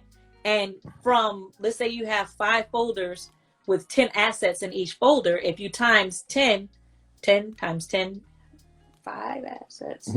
10 folders. 1, 2, 3, 4, 5. So 50? 1, 2, 3, 4, 5. No, because you got to times them by each other. Oh. So it'll be 10 times 10 is 100. 100, yeah. Times another 10 is 1,000. By the time you get to the end, you end up having 10,000 combinations from just those 10 binary options. Thank you, sweetie. I love you. Crypto expert Helen. We're besties now. It's binary options. They plug and play. So when they go to mint, it creates the art piece at inception. So what they'll do is when they do the reveal, now you go in and you're going to pay another gas fee for the reveal. So they kind of try and break it up so that you don't realize, wait a minute, I just spent $200 for this thing. I pay, and it's considered normal. Yeah. Right? In the crypto space, because you are the banker, these fees are considered just the cost of doing business. So to them, it's normal. Gotcha. So they go the first time, they get the voucher. They go the second time. The wallet, when they connect the wallet, the site reads, they have this voucher. Let me give them, and they click the button, let me give them the NFT. It replaces the voucher with the NFT, and you pay the gas fees just for that transaction. So you can, it helps you to control your as a buyer and an investor, as well as a creator. It helps everybody to spread the cost. Because when we all rush the server, the gas fees go through the roof because it's supply and demand. Yeah. But if we go one by one, every now they say, okay, for the next 2 weeks, we're going to be minting. You can come in at any time and mint during that period. And it'll be kind of balanced. Yeah. And now you're not paying an arm and a leg to make that transaction. Dope. So now a couple questions I know some people are going to be asking. First things first, what is a white? It sounds to me like it's a wait list, but what is a white list and how do you get on the white list? Okay. So a white list is like VIP access. It's VIP access. You get it before, you get all the information before anybody else does. You get exclusive access to purchase before the public does, and you get to do it at a discounted price, right? Okay. So to get on the whitelist, either you got to know somebody to know somebody. So it's okay, you know somebody. You're in. Everyone who's listening now, like she was talking about her whitelist, this is the time to get on it before, because before you got to jump through hoops, because there will be hoops. There will be hoops. You don't want to get it on that secondary auction. You want to try and get it in here first. So I'm just telling you, in case you've not been paying attention, you want to get it on the whitelist now. So let's go. So, and then your biggest platforms when you're dealing with NFTs is Twitter. Hands down. That's something I didn't understand. Why is it Discord and Twitter? Like, why are those the things? Discord and Twitter. Okay, so Twitter, it allows more interaction. Mm-hmm. Right? You can retweet, you can repost what somebody else posts, you can put comments down under below, you can still follow, you can still send messages. It's more of a journalistic platform, right? Yeah. And that's the way it's developed along those lines. Discord is more of a technology-based platform, and it's private. It's not owned by any of these other networks. So it allows you to set up your Discord server in such a way that any of the questions that people typically ask, you can be very organized in your information dissemination. And it also allows, it's like a community in your pocket without having to pay some third platform. And if they ban you, there's no banning you, there's no shadow ban, there's no, oh my God, my account is gone now. None of that. So they tried to get something that was somewhat secure. The only problem, and this is one of the scams I want you to be wary of. That. That word. That one right there. Be wary. Be wary of. Right. Anytime you're buying NFTs, you're gonna want to subscribe to their Twitter. You're gonna want to go to their Discord, because this is the where project. The project. The guys who are doing the project. No, the project will have its own Discord. So anytime you're doing a project, your project is going to have its own website, preferably a Web3 website, so that you can do the minting on your own site. It's not necessary. What Kelly say, do it ugly? It's not necessary. You can do a regular website and use OpenSea and do it that way and create hype that way. You can be innovative. You don't have to go the same route everybody else does. And we're kind of at an advantage, because a lot of these people who are in this space, are in the NFT space, they're not marketers. Yeah. You can tell. They're not marketers at all. So we could come in, and with our marketing and our expertise and actually having some utility, we can kind of run things a little bit. Yeah. Right? So the Discord is for communication. The Twitter is for hype. People who want to buy NFTs right now, that's just the platform that they're utilizing. Okay. Right. Then your website is where people can find more information about you and your project. Okay. And that's where you want to include your roadmap. They want to see that something, okay, he said it's going to have all this utility. You don't have to have it up front. Right? So for me, I'm no longer writing ebooks before they're sold. Because that tells me that honey, how many times have you had a business idea and people are like, oh, that's fire, that's dope, you need to do that. You definitely need to do that. Like, oh, so many people will buy that. Like, oh my, like you will kill it. And then you do it and nobody buys. It's like crickets. And you're like, dude, I thought you wanted it. Where are you? Right? You said you were going to buy it. You said everyone was going to buy it. Right. Where are you? Yeah. Exactly. You're the one who told me it's so dope. No more. The way that I'm doing books now is I'm going to drop them as an NFT. A part of the utility is you get to be a part of the creation process. Period. So I know what I know, but sometimes I might go over your head, or I might not think. We did a challenge about creating your own product, right? Yeah. Everybody in my VIP, spot on. They left with a product. I forgot to tell them how much to charge. Like general admission, I forgot to tell them the price points and didn't even think about it. Somebody else came back and talked to me later and was like, yeah, we figured it all out. You know, everything was great. I love the information. It was really easy to follow. Only thing, I couldn't figure out how much I'm supposed to charge. And I was like, oh, dang. I could have at least gave you a floor price. Something. Leave you just swimming. I felt so bad. Oh, wow. But it let me know what I was missing. Yeah. So from now on, that's how I'm writing my books. Because look at it this way, right? An NFT at the base price, if you go for 0.02 ETH, the very base is $25, $50, depending on. If you're selling a book on Amazon, you only getting 30 to 70%, and you're probably not going to sell it for more than $9.99, because then that gives you your 70% royalties. Right. But you're getting $7 per sale. Plus you got to market it. Plus you got to get everybody interested in it. Nah, I ain't doing that. I'm not doing that. I'll put all my marketing into an NFT, right? I haven't written anything. All I've created is a book cover. Yeah. And I have an outline of what I want to talk about. From there, I like that. I'm creating a Facebook group. Come on in. You're going to go on my Zoom. We're going to talk. Mm. We're going to talk. And you're going to talk amongst each other. Right? Any how-to, I used to publish. Okay? That's my thing, publishing. Most how-tos are expected to be 10 chapters, 10 pages per chapter, 250 words per page. That's the industry standard.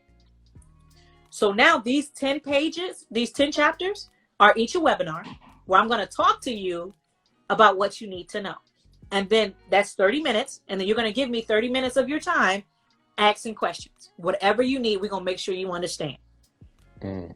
Those videos are now going to my ghostwriter, who's going to take all that information, and Otter AI is going to be running in the background, transcribing everything I said, and she's going to write it as a book for me. She, he, whoever. Mm. And then I'll get it back. All of that's already done. And my writer is going to be an editor, a writer, and they're going to format it for me. And then when I get it back, I'm going to look at it, make sure it sounds like Erica wrote this and not some random person. Yeah. And make Definitely sure that I your voice. fact checked everything. And then I'm going to go to the people that I've already sold this NFTs for and say, you know what? Y'all just been so dope. I love y'all. We've had a good time. I love this community. I appreciate you so much. I'm going to give you free gifts of these on Amazon. So guess what? If you buy a copy of your own book, you list it at 99 cents to start. You buy however many copies you need to buy. Amazon counts that in their algorithm as books sold. Mm. Now, if you do a review copy, it's not a you're right, and a voiceover too. If you do a review copy, it doesn't count towards your sales ranking. But if you buy, they already bought it. They already paid me $147 for this experience, $200. Yep. Right? I'm going to send them a digital gift from Amazon that's now going to put me at number 1. I'm now an Amazon best-selling author. And I get to put that little sticker on my book. Mm-hmm. Okay? Now I'm going to incentivize them and say, hey, heard you love the book. If you leave me a review, we can do another day class where we just discuss how you can use NFTs in your business. Utility right there. I like it. Yep. Another utility. And one of the problems with when you're publishing is getting reviews. Nobody wants to buy a new book without reviews. True. That's true. But now, okay, if you guys put some reviews up there for me, like, dislike, indifferent, I don't care, however you feel about this book, if you leave me an honest review, I'm going to add to what you already have. We're gonna do us a pop-up. We're gonna do us an event. It doesn't cost me anything to talk to you for 30 more minutes, right? True that. And the community is already built. Everything's already built. Nice. And now all of the reviews are going on there. And now Amazon is looking like, dang, this book must be hot. Mm-hmm. Number 1 bestseller. All these reviews. I've positioned my book, and guess what's at the end of my book? An introduction to my challenge. Join me. We can do great things together. It's a value ladder like on steroids. I love it. Absolutely. And you're paying me to give you, to sell to you from beginning to end. From beginning to end. So I'm no longer creating content that I don't, if I don't know if you're going to buy it, I'm not doing it. I'm not doing it. I refuse. I'm on strike. I'm on strike. I'm not doing it. Absolutely not. I tell people to do it with podcasts. I tell them to do it with podcasts. Your very first, why are you podcasting and not making no money? Turn your podcast into an NFT.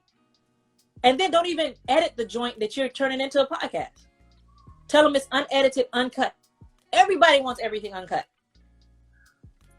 So now you don't have to do no extra editing.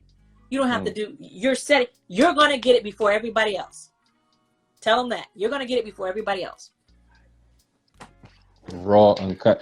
Everyone who's listening to this right now, if you jumped off, you missed out. This right here is an NFT. So enjoy this moment because I'm about to drop this like an NFT. I'm on strike too. Nah, I'm just joking. I'm just joking. You guys are okay. But that is that strategy is so dope. Just like when I'm thinking about it now, because it is sort of like I don't have you what's the book called? Oversubscribed. Have you heard it? No, I Or haven't. I've heard of it, but I haven't read it. I haven't read it. it's a dope book. He talks about how like there are these like like how you guys have Coachella over here. We've got like Glastonbury and a bunch of other ones where like basically before the actual event, the tickets already sold out within like hours. So the Yeah. event could be sometime in summer. So like say July, right? And the tickets go on sale, say next week. And as soon as they go on sale, sold out. 100,000 tickets sold out. How did you do that, sir? Right. Like, how did you do that? And that's what the book Listen. talks about. It talks about you I getting gotta to get that that point. Yeah, it's dope. It's dope. It's a I like dope that. book. Yeah, I It's, gotta read it's that. yeah, it's I such need a that in my dope life. book. Yeah. So now to recap. So we know the elements. We know what the whitelist is, but the thing about that whitelist is I don't like the fact that you got to know someone to No. get in. No. There's other ways to get in. I'm sorry. We got on a tangent. All right, cool. I Let's told go. you, squirrel. I went down a tangent. Let's go. I want to Okay, hear so to the get other on these ways to get on a whitelists. whitelist is just Yeah. to be first. If you find a project before anybody else does, so when you're looking on Twitter, you're looking for words like whitelist. Okay. You can use TweetDeck. I think that's a free software that scrapes Twitter, and you can put in search keywords. You're looking for words like whitelist, newly minted, newly created. I got a cheat code. I got a cheat code for everybody. If you're listening to this, I got a cheat code for you. Oh, it literally just came to my head. If you type in Google Alerts and you put in the keyword in Google Alerts, like what you just said, whitelist and all these other keywords, it will come to you as soon as they're mentioned on the internet. Yes. So if it's on Twitter or whatever, so wherever those words are mentioned, they will come to you. So Google Alerts for anyone who's listening. Hey, little man is back. What up? That means he got away from daddy. He don't know where he's at. He's playing chess. What's up, little man? You good? Yeah, right. And you gotta behave. If you're gonna sit on my lap, you gotta behave. Can you do that? Self-control. All right. We'll work on it. All right. He just wants some kisses. Okay, now go. You gotta be gentle with the ladies. You can't be rough, man. Okay, so so the other way, when you see this, okay, in the crypto space and the NFT space, instead of spending money on advertising, they'd rather give it to you, right? So this is where you get your airdrops from. This is where you get your whitelist from. They'll say, okay, they'll say like, retweet, comment below, tag a friend, things like that. First 10 is on the whitelist, or first 200 to join my Discord, you're automatically on the whitelist. Stuff like that.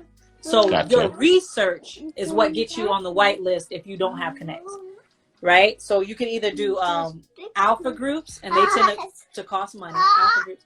All right, now that's enough. You don't want to. You just want to play on the camera. Superstar. But so that's the easier way. It takes some work. And some of these projects, they're not reasonable. They'll be like, okay, I want you to be in my Discord 6 to 8 hours a day, and I want you to post all these comments. And those are the people you don't want to. They might have some dope product. You might make some good money, but it's not worth your time. It's not worth your time, because then you can do all that stuff and they can still choose not to let you on the whitelist. After all of that, yeah, they can still say, you know what, you didn't comment enough, or you didn't. It's too subjective.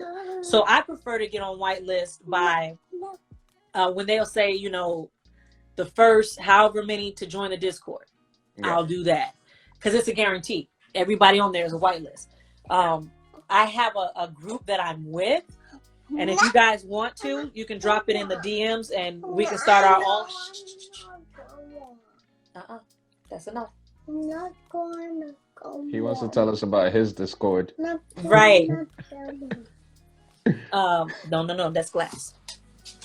Go to daddy. I'm gonna call daddy. If I call daddy, it's on and popping. You better go. Son of pop it. So, other door. Go out the one you came in.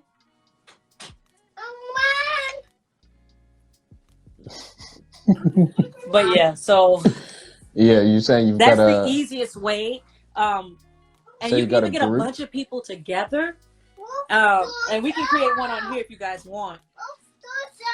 DM me if you want to do like an alpha list. I believe Perry has a Discord going from MMU, from the morning meetup. I think he has one going already. And Okay. when we have enough people, you create these alpha groups and you go to the project managers and you say, you know what, I have 400 people in this group. We'll help blow up your project. We'll help promote it. We'll talk about it. We'll be active in a Discord. So you can be like the influencer. Give me a moment. Yeah, No worries. yeah. If I tell No you, worries. I can. Go on. Baby, can you keep Jardine, please? It is. He knows how to unlock doors. He unlocked the bathroom door, babe. He knows to go around. Just keep the baby for me, okay? Dory Maker, we gonna ask those questions. All right, I got you guys. All these questions, we're gonna ask them. Don't you worry. All right. Sorry about that. Yeah. So you were saying the two things one thing we're gonna come back to is you were talking about you could have a group. Mm-hmm. But let's just go back. You can also be an influencer. So basically I could say in my group, in the morning meetup, I just say, hey guys, join my Discord. Boom, I get like 300 people into that Discord. And then I go hit up someone who's doing their project, like, hey, I've got 300 people in my Discord. Do you want us to be your influencers on your on your project coming through? So basically you could be an influencer with your Discord for somebody else's project. Yes. Jeez. Mm-hmm. Let's go.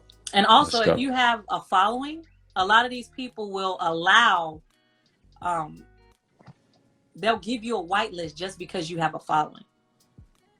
I see. So if you, like, let's say, like you're Shans, and he does a video and he talks about that project, or he actually does an interview with one of them, and they'll automatically give him a whitelist. Or they might give his followers, anybody who's watching that interview, access to the whitelist. And they'll put up a link and say, hey, you got this amount of time, go ahead and sign up. Anybody who signs up is on the whitelist. Jeez. So influencers, it's easier for influencers to get in whitelist than say an average person. Everybody else, we got to work for it. We got to know somebody, work for it, be first. But the good thing is when you're on the ground floor, you make more money because you're coming in when an influencer first. So for my project, right, I'm launching it on February 2nd, the 22nd of 2022. I was like, oh, all these two, this is gonna be cool. So 2222 or 22. Well, us over here, the month is in the middle. So you guys is 22222, us is 2222. Gotcha. Okay. Yep. Okay. So my whitelist, I'm only allowing 200. Either I'm going to do either 222 or 2,222. So I'm going to let it go up by how many people come in. So first is going to be 2. Okay. Our next bench point is first is just 2 people in the Discord. 2 people show up. Okay, you guys are in the whitelist. I'm gonna put their names in the whitelist. I'm gonna open up the whitelist part of it. So then I'm gonna tell them, hey, we get to 22. I'm gonna let out 22 more spots. So they go to work. We get 22 more people. I'm gonna open up more spots, and then the next one, 222. We'll get 222, and until I hit probably about 2,222. 222. Some shit like that. Every time I hear this, because Jack the God, she just dropped this one. She's doing something Cat is doing something as well. It reminds me of Jay-Z's song 22 Twos. That's every time I hear it, that's all I think of. 22 Twos. I'm like, I'm not gonna be alive for the next one that happened. It's like 2,222. So I might as well have fun with it now. That is so dope. Somewhere, because nowadays with the stuff they're coming out with, you never know. This is true. That's what I was saying with that whole planetary thing, because I'm like, there's some peeps out here, we're not going to name names, who are trying to go to Mars and chill out over there. Oh my gosh. Yes, we've destroyed this planet. Let's abandon ship. What's that film? Elysium. Bring it into true life. But hey, let's not go into any conspiracies just yet. But I can do a conspiracy. Those are fun. Conspiracies. But okay, so you could be, I could be an influencer, anyone else could be an influencer, and be an influencer for somebody else's whitelist. Best ways to get on whitelists are to watch the keywords on Twitter. Whatever else you can get out there. Is there any other platform besides Twitter that you could be watch out for keywords? Twitter's, you can watch out all the platforms across, but Twitter is the number one. If somebody's creating a project, they're going there first. That's like industry standard. If you don't have a Twitter, like on OpenSea, Medium, Twitter, and Discord, you got to get a link to. But Medium and Twitter, those two are the number ones. Like on OpenSea, where you list whitelist, where you list NFTs, they ask for your Medium and your Twitter account. They don't care about nobody. They don't ask you about Instagram or anything like that. They ask you for those. So those are considered industry standard. Okay.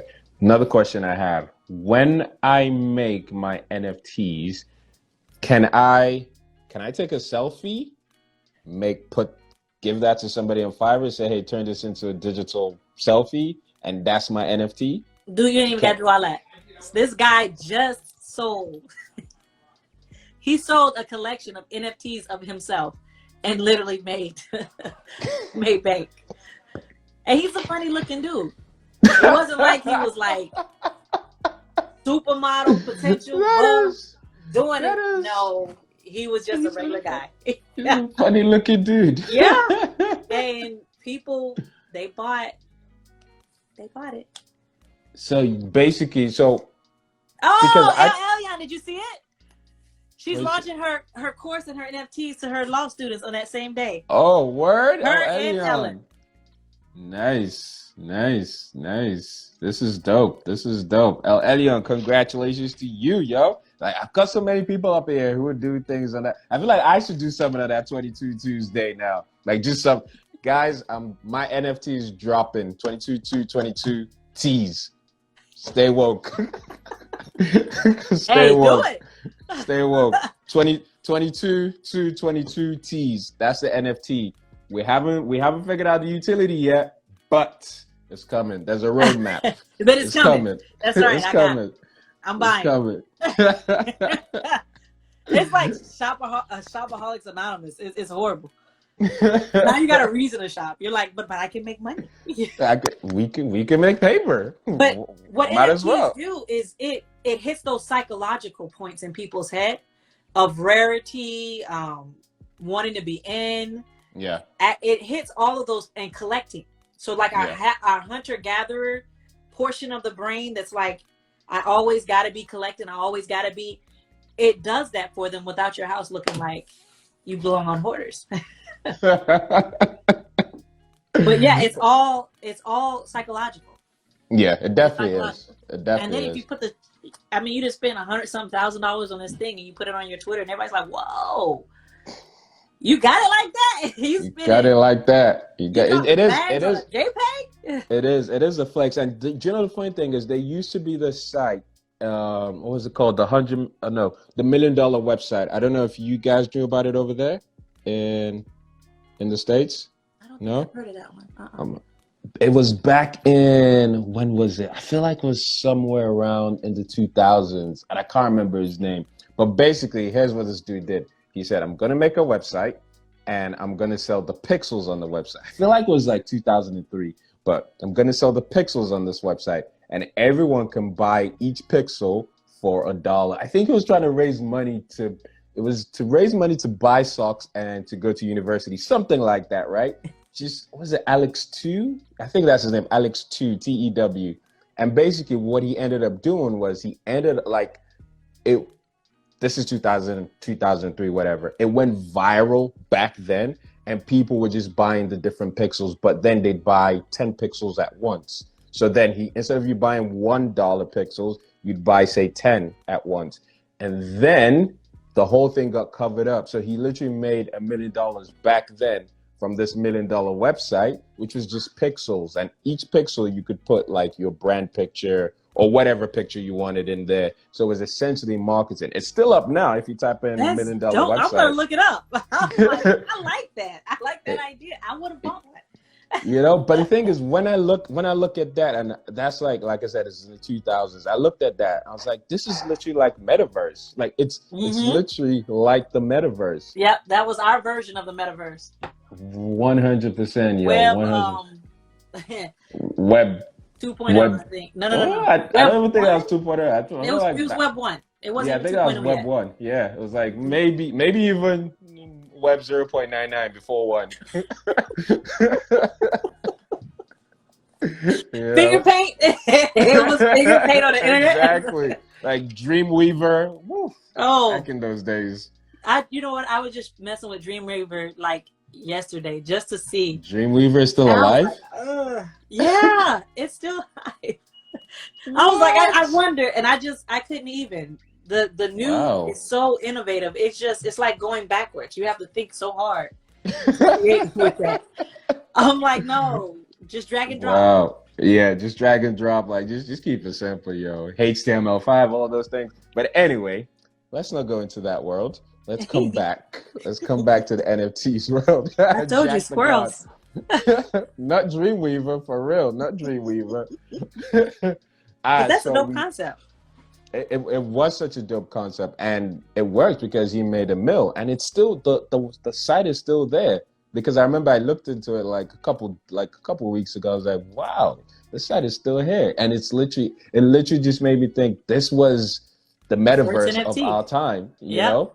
And if he decides to, he can make it into an NFT, and he can sell that for another milli or 100 mil. I think it would. I think it would sell a lot of money. I think it would sell for a lot of money. 100%. All right, guys, I've got 15 people on here. If we all put money together, we could get a mill. Okay, we can raise a mill in the next, like Rachel Rodgers did in her book. She made a mill in 48 hours. If we pull our resources together, and Javante just come in, Javante is a big spender. We put our resources together, we can pull together a mill. We can buy the website for a mill. We can get Erica to turn it into the NFT. She can sell it for us for 100 mil. If you guys are game, throw one in the chat. That's what I'm going to say. If you guys are game, throw one in the chat. Throw one in the chat. Everybody's in. And we got Maker in here. Maker can show us how to make sure we get all the right moves when we want to save the money, you know. We got this. Throw one in the chat if you're game. You know, like I'm serious. We could literally turn that into 100. I'm trying to put my one in. You see, everyone's game. You know, everyone's game. So DM me how much you're looking to throw in, and I'm gonna send you my bank details, and we're good to go. Oh, that's yeah, the utility. The first rug bull. Hold up. You can't guarantee he gonna buy you that site. No. You said it here. So that's the utility. That's the utility that I'm gonna take the money and buy. Now, when I buy is a different thing. Okay. Oh, I'm just saying. Hey, you gotta get them them deets. Small print. Yeah, definitely. All right, cool. So we know how to make the NFTs, and it's literally just a case of you could take a picture or artwork, and you then put it on OpenSea. Is that it? That's the simplest way to do it. It really is. It's the simplest way to do it. It's really one with more info. Yo, you guys should just believe in what I say, okay? Just believe it. Just accept. I've got the best intentions at heart. So let's just go. Oh. Just trust me. Hey, in the NFT space, you don't trust nobody. It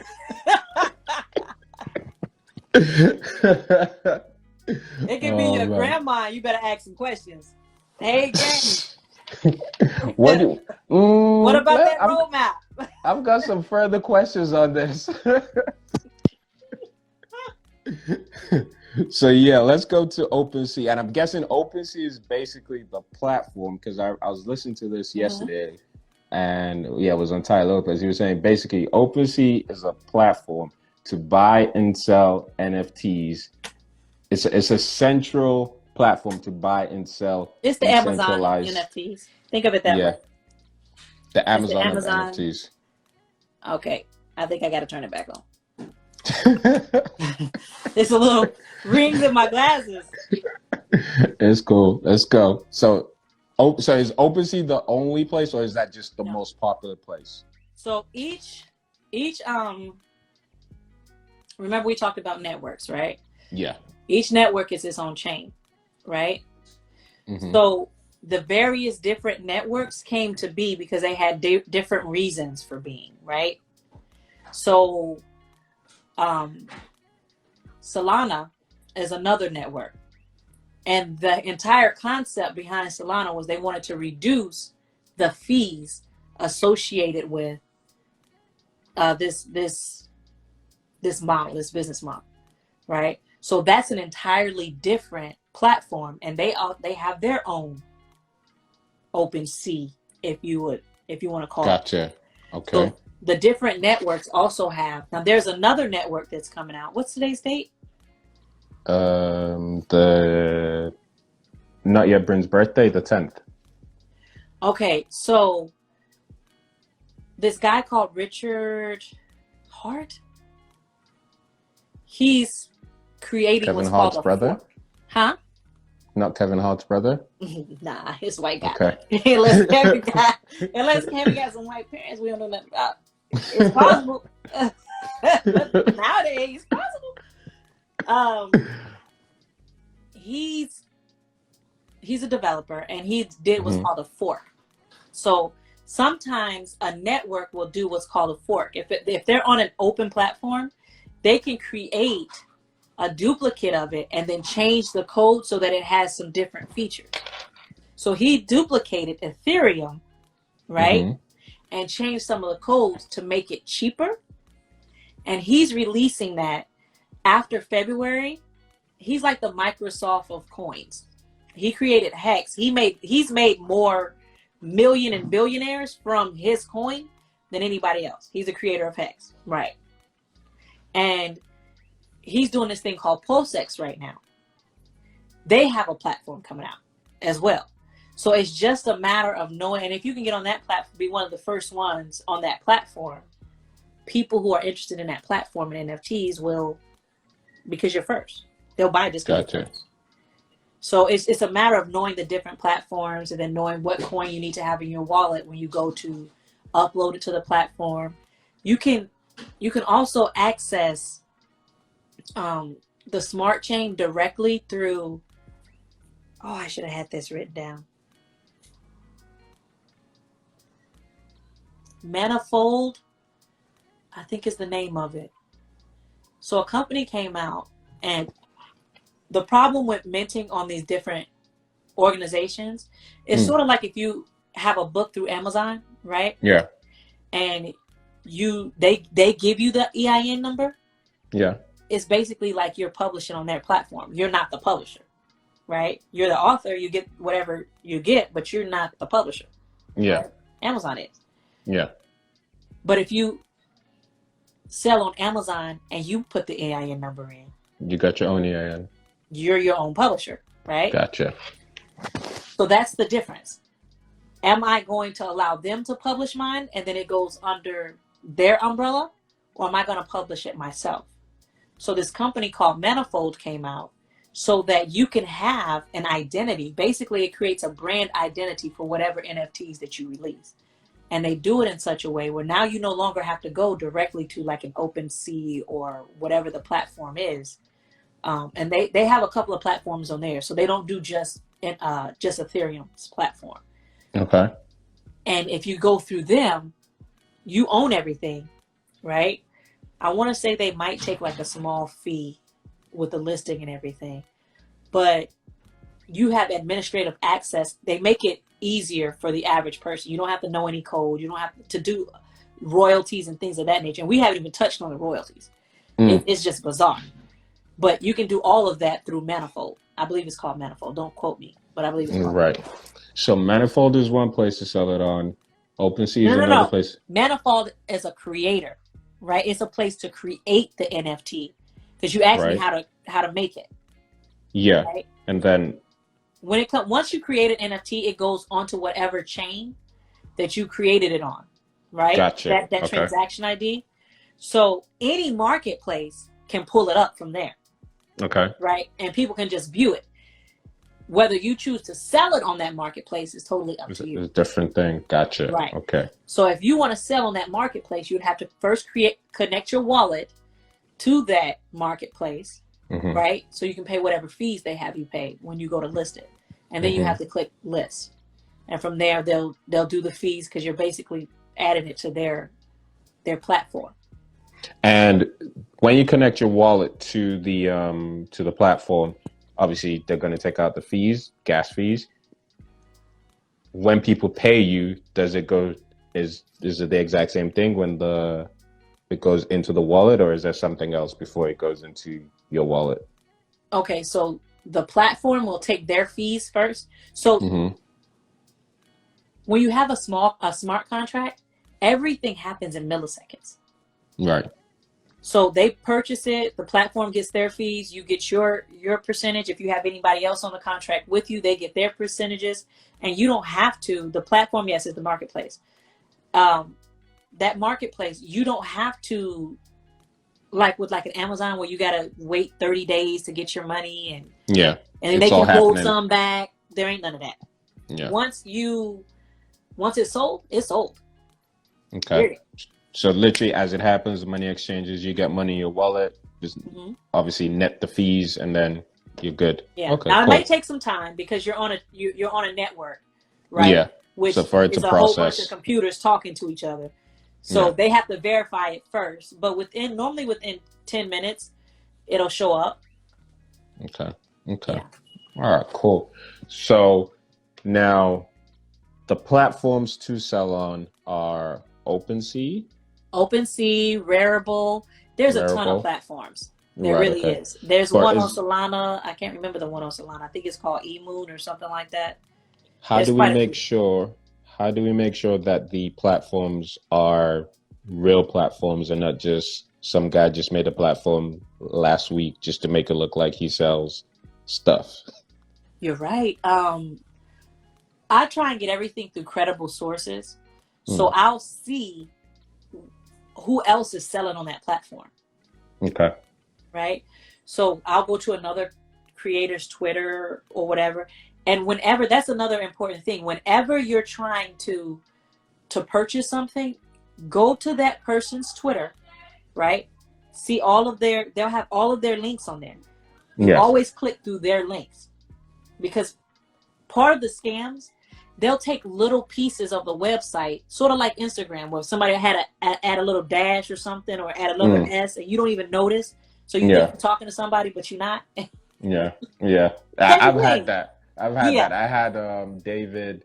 It wasn't David. It was David Shand .s. I was like, I know the real dude. See, and it happened with me with Donnie, and I was so excited. I was like, oh my gosh, she loves me. She picked me. Nope. I am the one. I was like, she's betting me. I'm next. I'm on the show.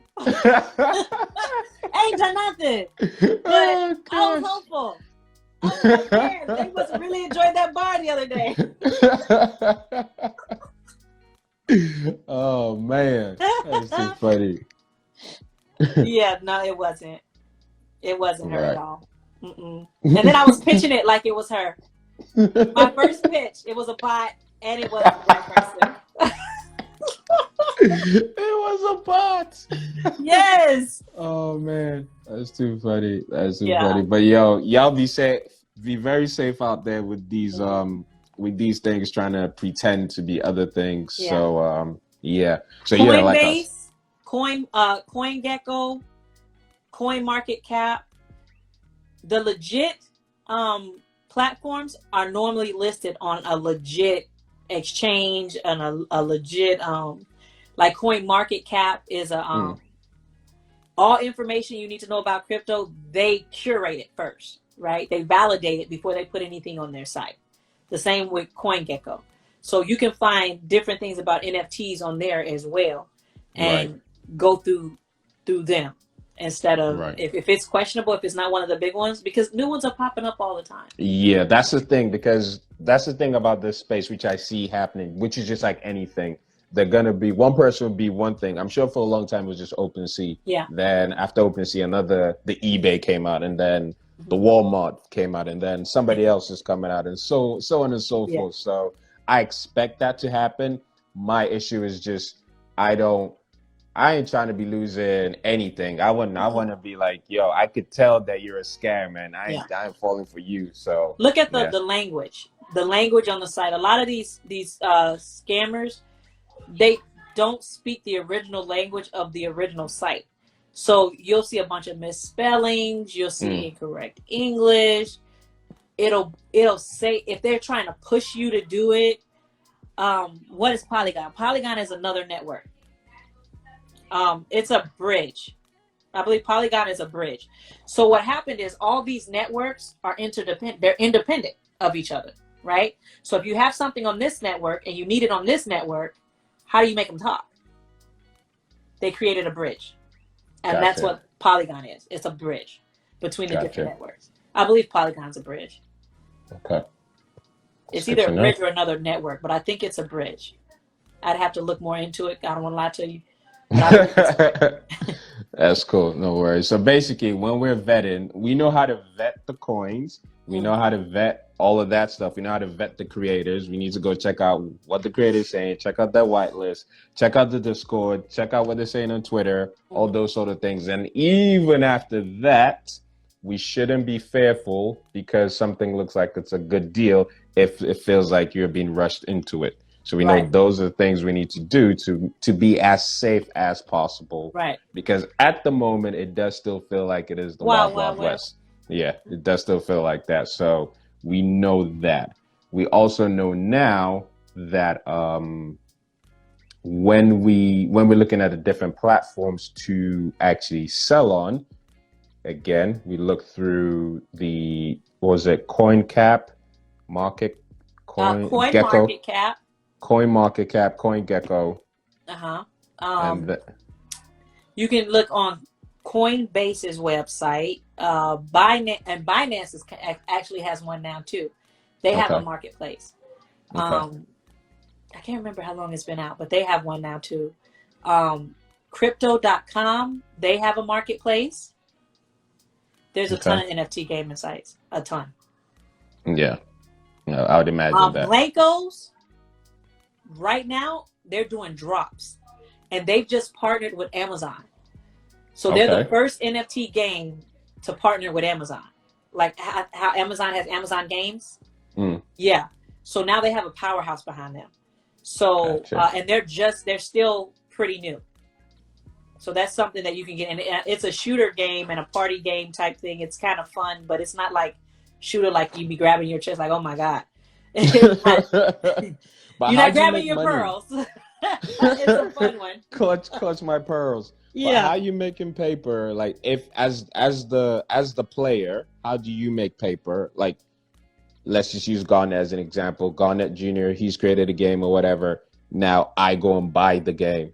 How am I making paper from playing it? And then how does the creator make paper from the game? Is it just that one-time thing, or do royalties come in? Let's go. Anytime you're dealing with NFTs, royalties are always going to be a piece of it.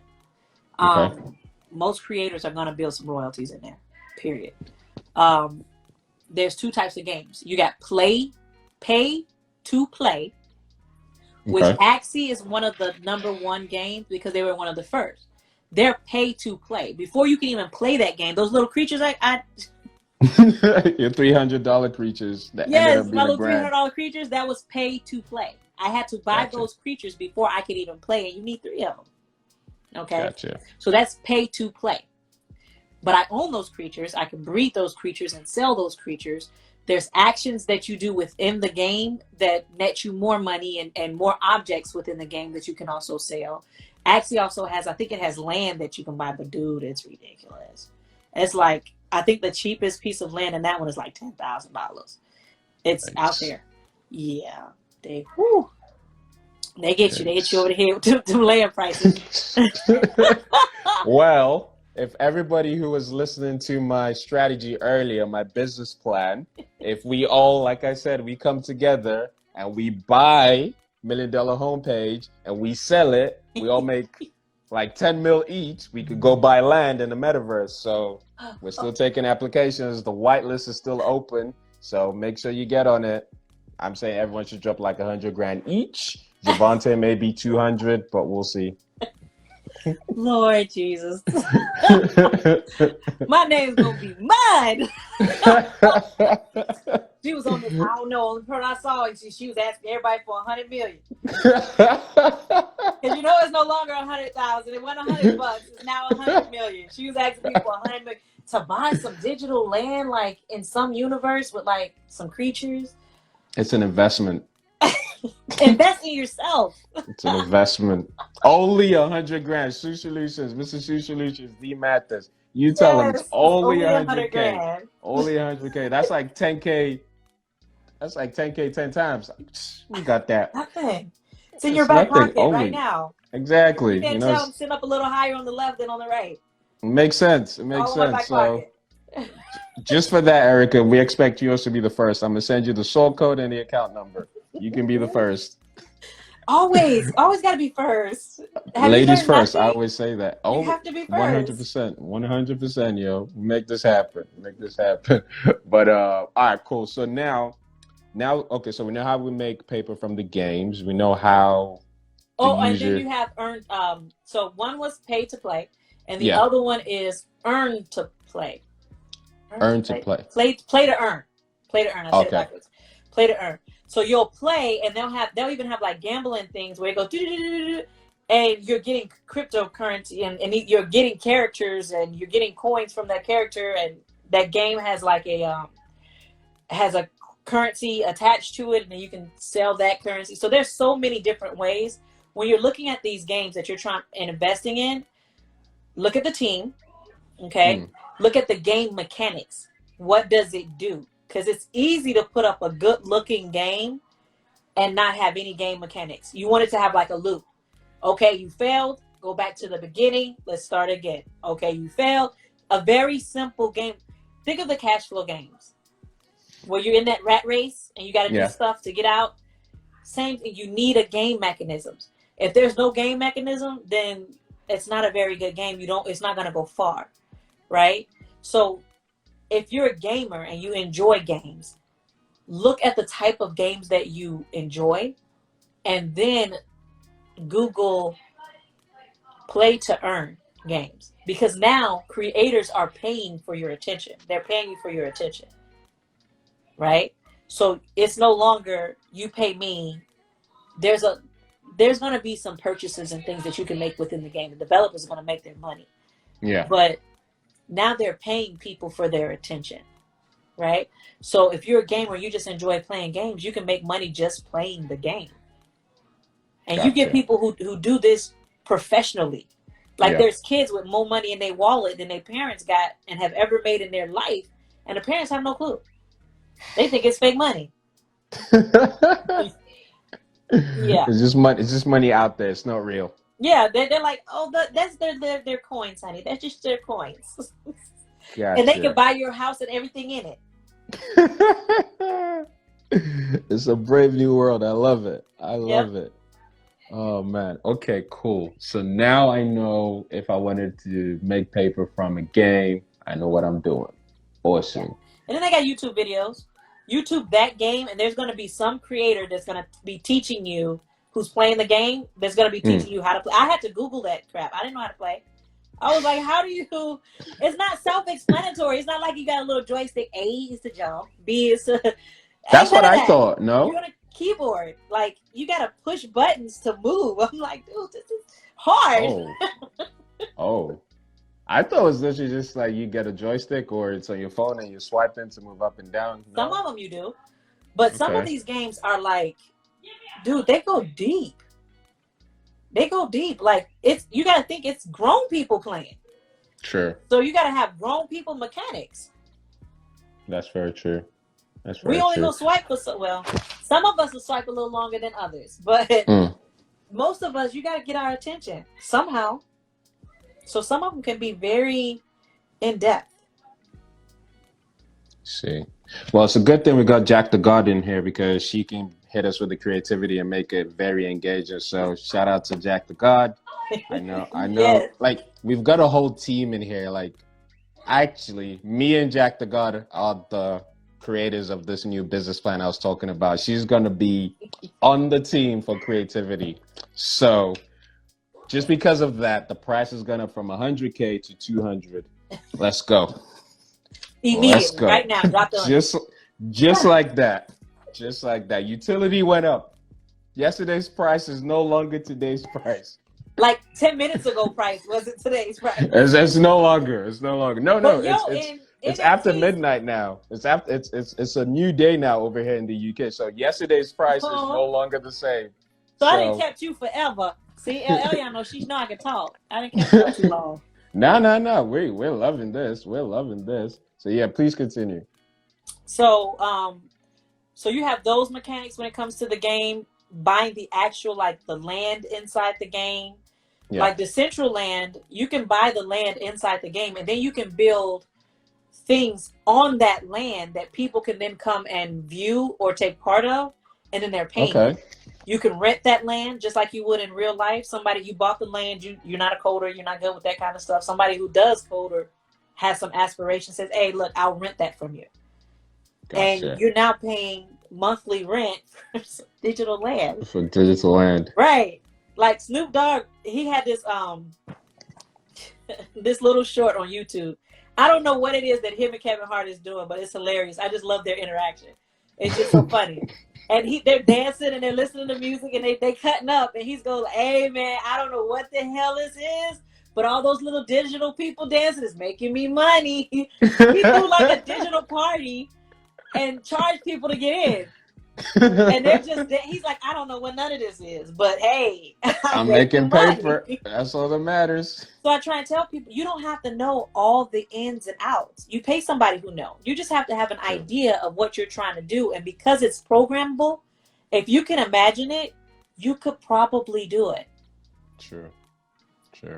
Yeah, I'm thinking like I'm just thinking of like a couple things, like even just after like. And we'll come back to that because I'm going to run through some like business utility ideas that just keep popping into my head. Oh, that's my favorite part. Yeah, that is my favorite part too. Now let's go into the and actually that segues now into the royalties, because if let's use the Oye NFT and you buy that and say, like I said, a year afterwards, I add an extra utility because I'm like, hey, do you know what? That first year was so dope. I want to do this again with more people. We're going to add more stuff to it. We're going to make it even better. We're going to bring everyone into Manchester. We're going to do this. We're going to go to this place in Manchester. We're going to go to that place. We're going to go watch a United game or whatever. And they add those, and we add those utilities to it. Now, the person who bought it last year for 10 grand, and then I add these things on, and now it goes up to say 60 grand. They can sell that. They make a profit and I get a royalty. Yep. Absolutely. It's amazing. Let's go. So let's go. You started off at 10 G's, right? Mm-hmm. Now you've built in so much utility, right? Now everybody in your group is excited because you're making them money, right? You say, I'm going to open this up again. Yeah. So part of your utility very simply, so the people who you've already got in don't feel smited. Like, wait a minute, you said there wasn't going to be another one. You can't open up that one that you already had. You'd have to create a new NFT, right? Okay. That you could allow the ones that's already in to have access to. So the But board is that only if I didn't say we were going to add further utilities? Because if I said we were going to, like, if I made it open ended that there may be more utilities to be decided, can I do that? Normally you would do like a series. So you can add as much utility as you want. Mm-hmm. But when you start adding more people, the people that got in first start to feel a certain way. Gotcha. So whenever you say a collection is complete, it's done. Whatever number you've chosen, that's how many you're going to sell of that, and there is no more. That's part of the value. You got in, you're a part of the game. Anybody, and some people even go as far as saying, okay, I've sold these, my public is over, my public mint is over. Anything I got left that didn't sell, I'm burning. Nice. They won't even sell it, or they'll do giveaways, or they'll use them for marketing or something like that. Or some people even double down, and the people who got in at first, they'll split it up and divide it up amongst all of them. I see.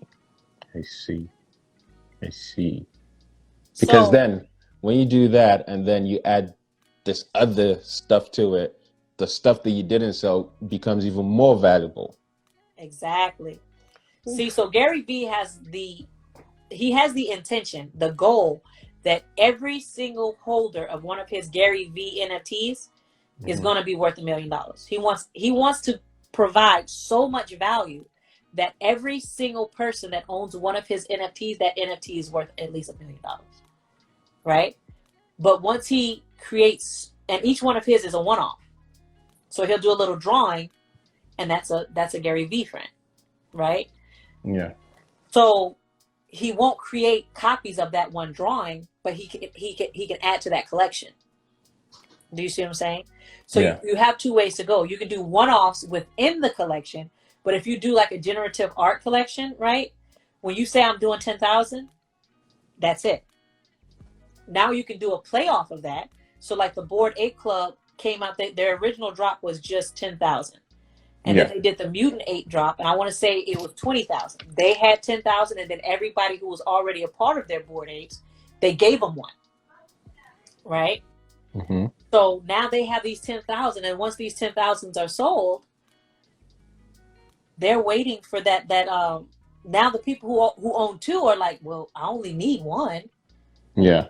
And now they go and sell it in the second marketplace, and they're making tens of hundreds of thousands, and they're still keeping their original ape, and they still maintain all of those benefits.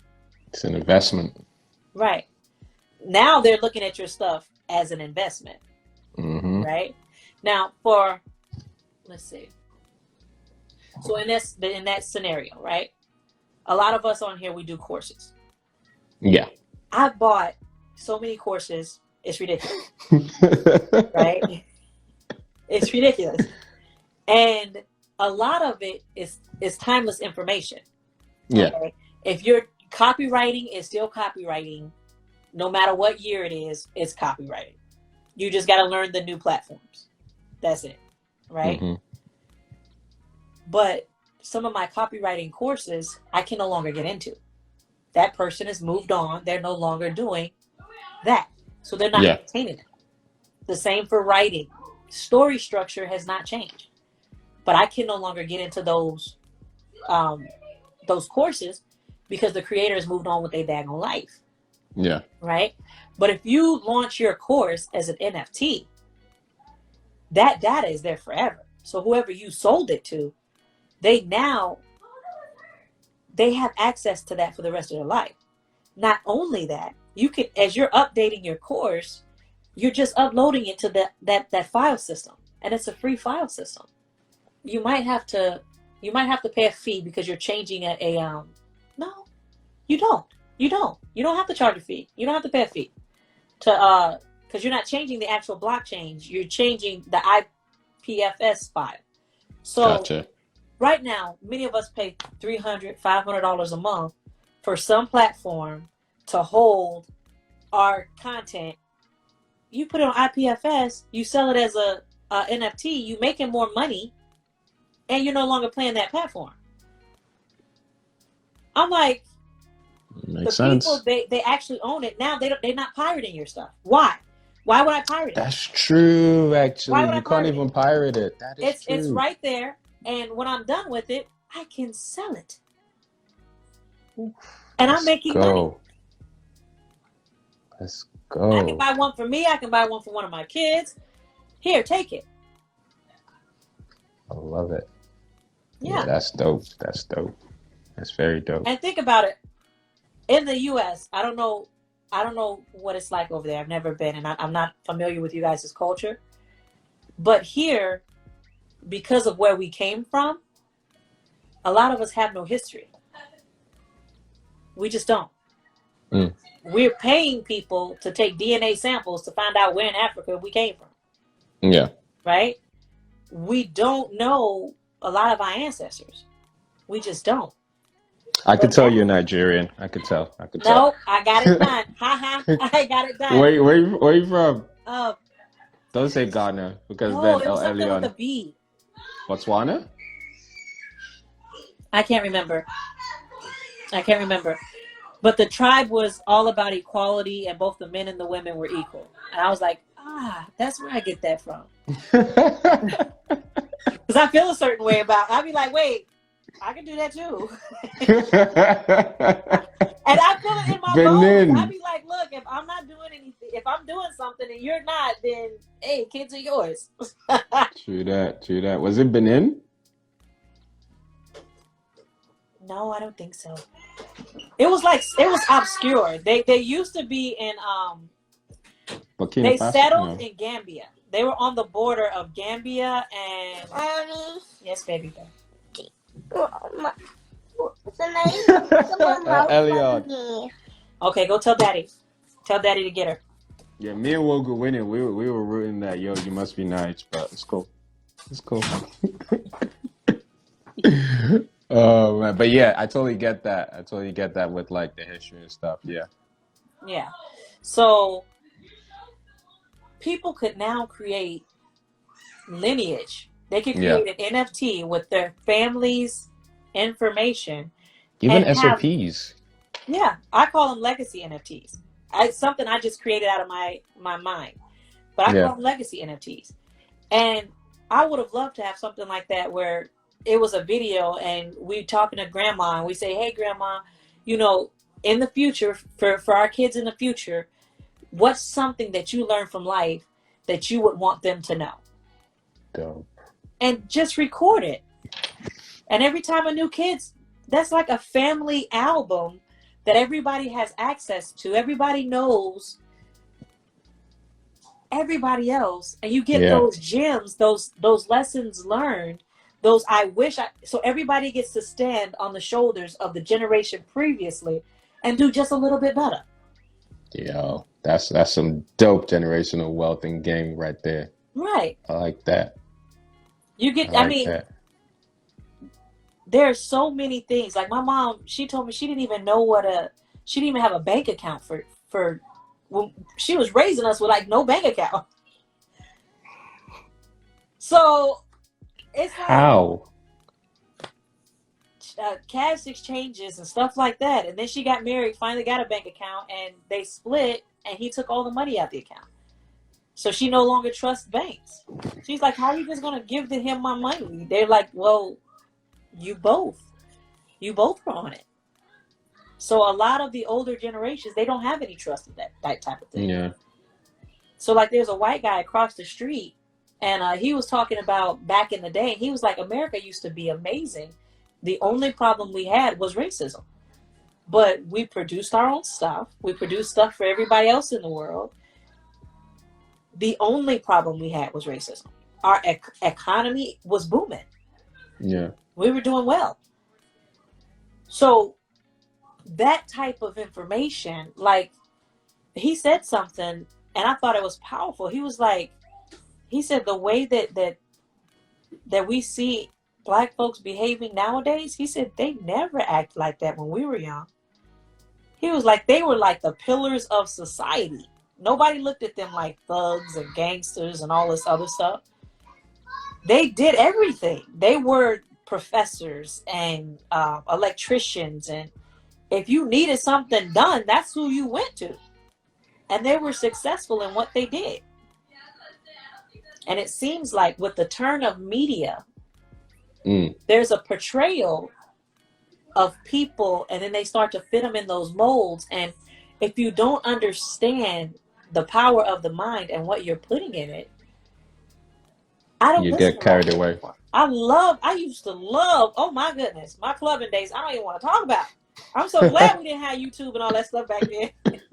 No evidence. Nobody knows. You had to have some money to have a camcorder. Camcorder. Geez Louise, Wow. if you had access to that stuff nowadays, kids now, they have so much access. Much access and so much information that if you really want to do something, the only problem is they don't know what they don't know. And their squirrel syndrome is through the roof. But with a little bit of direction, oh my God, they can all be amazing. I agree 100%. Even taking over how the media portrays people, because at the end of the day, it's just to being portrayed that way is to a disadvantage to one person for an advantage to another person. Yeah. That's really all it is. Yep. But that's why I love guys like Chadwick Boseman, who was like, nah, I'm only doing films that portray us in a certain light. Yeah. You know, those type of guys. You know, so yeah, that's super dope. That's super dope. I mean, now there was a producer. So getting into the movie business can be tough because it's so much money, right? Yeah. This producer, he said, oh no, I'm just going to do an NFT. He dropped an NFT and raised the funds for the movie through the NFT and took everybody who joined the NFT on the journey. So they got to see the behind the scenes, and then they got a copy of the movie at the end. And now this person he's what is it called? He fundraised. He fundraised all the money for the movie ahead of time, right? Paid all his actors. He has 100% of the rights. He didn't have to go anywhere else. Now you can produce whatever type of content you want to, and you cannot be censored. True that. Because it's on that network. You no longer can be censored. True that. So now people on Facebook say something he don't like. My mentor was shadow banned. Like, he wasn't even shadow banned. They were like, look, we're reviewing tape on you right now. You cannot post anymore. Wow. Oh man, that is like, just thinking about it now, like just all the possibilities with NFTs, because that's another dope. That legacy play, that blew my mind. The utility play, this play with like raising funds, that's a whole, like, there's so many. It really just comes to what you can think about. Yeah, that's really what it comes to. If you just understand the basics, it's so massive, because now you can take something digital and own it. Before, you didn't know who owned what, right? But now you can take something digital, you can take an idea, you can own it. Really, the possibilities are endless. You're right. Will. It's ridiculous. If you can imagine, and especially in these verses, if you're creating a metaverse, you control the physics of the metaverse. Like, me 5'4", I'm dunking on somebody.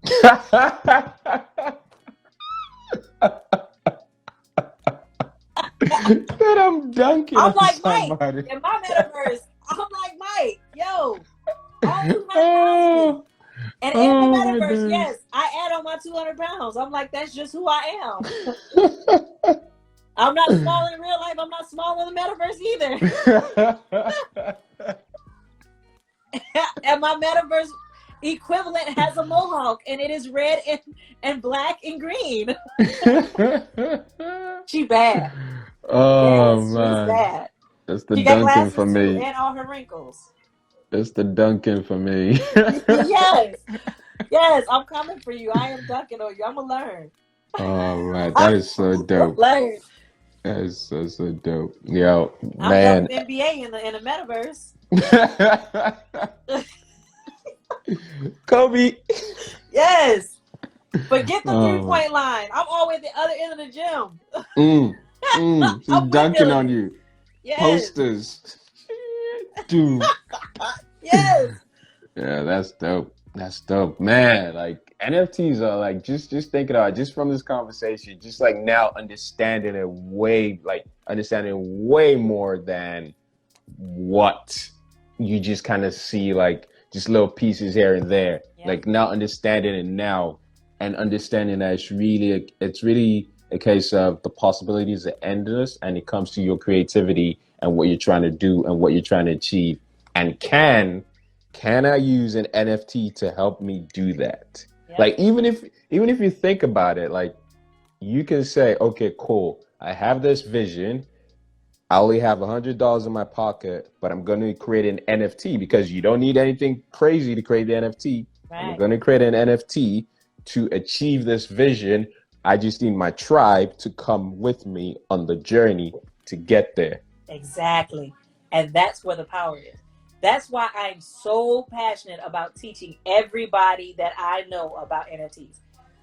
I give it away. I don't even look. I have courses, yes, but courses is more me. We're one-on-one. I'm looking at your specific situation, and we're finding what works for you, right? Yeah. Because for me, it's more than I'm just going to put a course out. I want you to follow it. I want you to look at it and all that other stuff. It's the interaction. Yeah. Right. And when I create, because when I tell you I have this vision of, and I'm mad at Zuckerberg because he tried to co-opt the whole metaverse. Like, you didn't create the metaverse. Meta what? No, you're Facebook. But what he's doing, you got to watch that play. You got to watch what people in power do, because they understand that whenever there's a disruption, out of that disruption, about 5 big guys are standing on top, right? So in the end, right now we got Sandbox, we got Decentraland, there's only so many, right? And more are popping up every day. But out of that, only a few are going to be left standing where people are going to want to spend majority of their time. Right. But if you have a business, right, and you created NFTs around your business, whole nother level. It's a whole nother level. Right. So now you're ahead of the tech swing, right? These guys, how Nike got in the game and how Adidas got in the game, they bought the communities of people who had already created something. And they just bought them. Yep. They're like, hey, we're going to give you a couple $1 million. You want it? They're like, sure, we'll take it. They had already made, I want to say that when those Clonex dropped, they made like 28 million from the drop, right? Wow. In 2 days. Okay. And then they caught Nike's attention because they were a shoe company. They were making metaverse shoes. And then they went from metaverse shoes to these avatars. So Nike was watching what they did, came along, bought them. So they bought the community. Now they already have a footprint, and when they buy these companies, the creators kind of come along for a certain amount of time to help get them acclimated. Okay, this is what you need to do. This is what we need to go from here. Yeah. You see what I'm saying? So that's even a possibility. If you move your business into this space, that could be an exit strategy. I'm just going to learn this right now. I got my eyes on this brand. I'm going to create something similar to what they're creating so that we align. Yeah.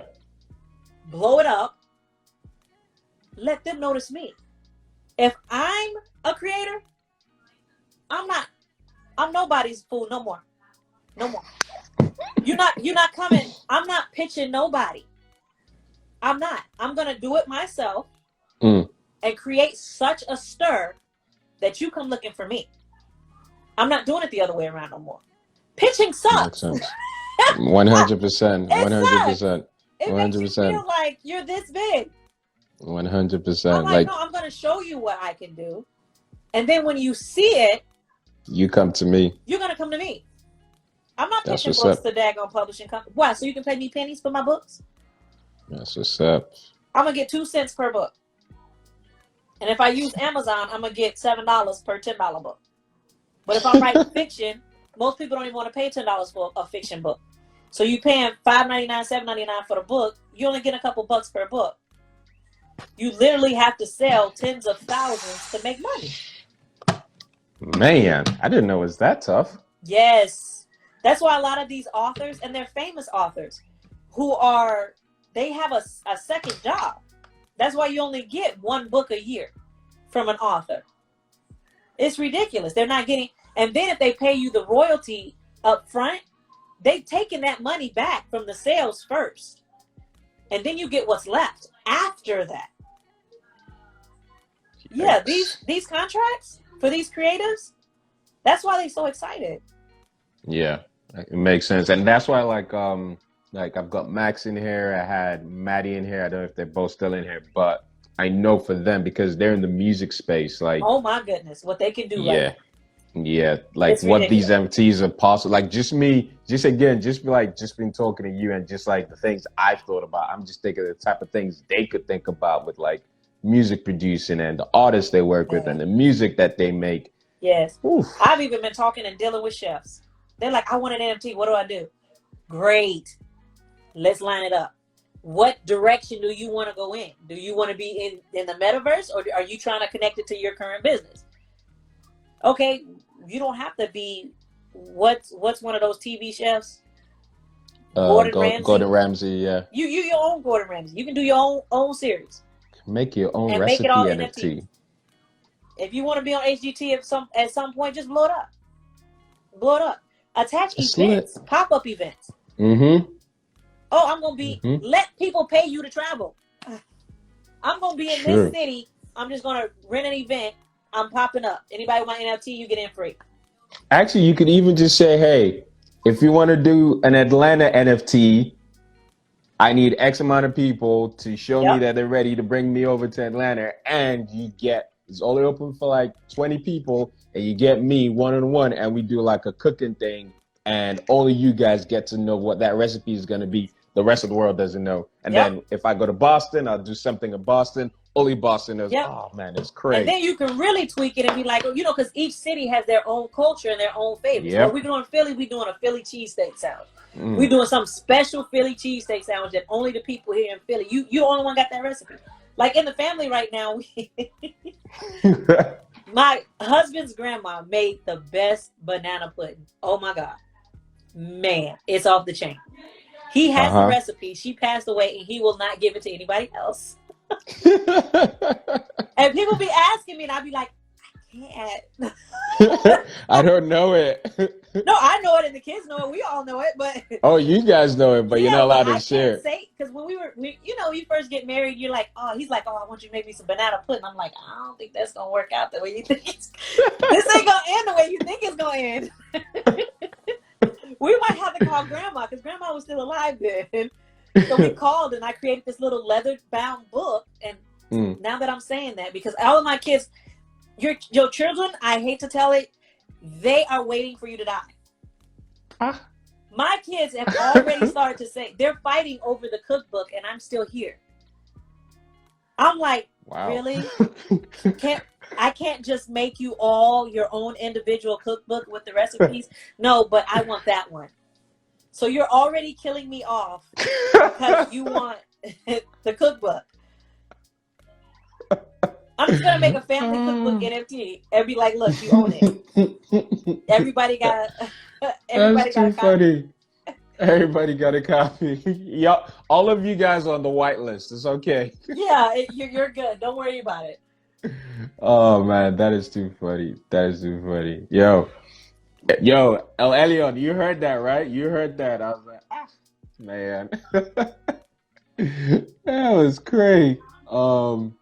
Yeah, that's a Public Erica, service announcements. Your kids are waiting for you to die so they can have your stuff. But then you die and they're like, oh my God, my mom's gone. Where's the cookbook? I want the cookbook. Yeah, Erica, this has been so dope. So now we go into the Right, Q&A right. section, and Yeah. I'm gonna see some of the People really questions. do that. People really do that. They'll create art, right? So they'll actually record the process of them creating the art, and then they'll digitize the art and make that the NFT, and they'll burn the original to make the digital more valuable. So that makes sense. That is actually a strategy. Me, nah. I didn't make that. I'm selling that too. Somebody's getting the original, and then everybody else is getting the digitals, and then from the digitals I'm making posters. So it's like the exclusivity goes down on each level. You can get a piece, but what's your piece gonna look like? That makes sense. All right, Sharon Crumley goes, so can you borrow money to purchase? I think that was when we're using the bank example that she was. You could actually borrow against NFTs. Certain NFTs. Oh. Yeah, you can. Certain NFTs, there's different platforms. That's why when people tell you this cryptocurrency is like having your own bank, you own the bank, you are the bank, you can't. You can take some of your NFTs to different platforms. I haven't done this yet, so I don't know which platforms it is. And you can do what's called staking, which is sort of like you take a certificate of deposit, you take your money, you give it to the bank, and the bank says, I'm going to keep this, and I'm going to use the money from it to lend to other people.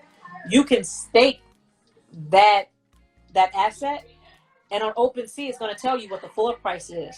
So that company that has staked it will give you interest on the value of it.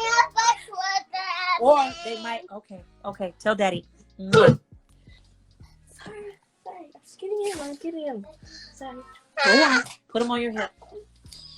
Now go on. When are you leaving? I'm on the thingy. Ask daddy. Oh, but you guys are leaving tomorrow. I don't know. I just told you I'm recording. I'm like live. Like I can't even erase it. Get out of my place. There are like 20 people up in here. 3 of 7. Out and shut the door, please. Thank you.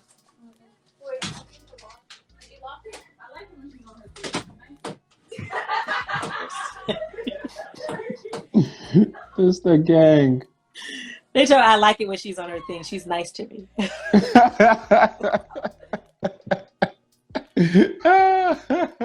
She's on her thing. They pretend to be obedient in front of people. Pretend. Yes. Oh man. Yo, that stake and play. That stake and play sounds dope because that means that if you are the project and you can see, our floor. Now you're thinking. Yeah. You can stake your own stuff. And most project creators keep back a few of whatever they've created for themselves. So they use them for they either keep them as an asset. They're going to keep at least one, or they're going to stake them, or they're going to, what do you call it? Promos. So once they sell out, you do a promo and you say, hey, do all of this stuff, because they make you jump through the hoops, and it becomes a contest. The comment is normally retweet, tag like 3 people. They'll say, follow me on all my social media, join my Discord. Do you see all of these dang on steps? Just for a possibility. For the possibility. This you may or you may not. Right. And then they'll give you a time period, and they'll say, okay, within this time period, I'm going to announce a winner. And then they'll go through, they'll randomly grab somebody, they'll make sure that they followed all the steps, and then they'll give it to them. And they'll announce the winner. So it's like free publicity.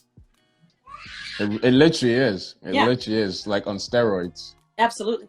Because now everybody in their mama is pushing it, because they're like, yo, I own that, or I want that, I want it. Exactly. I could be the one who wins it. I just could be. And I can then flex with it. Yes.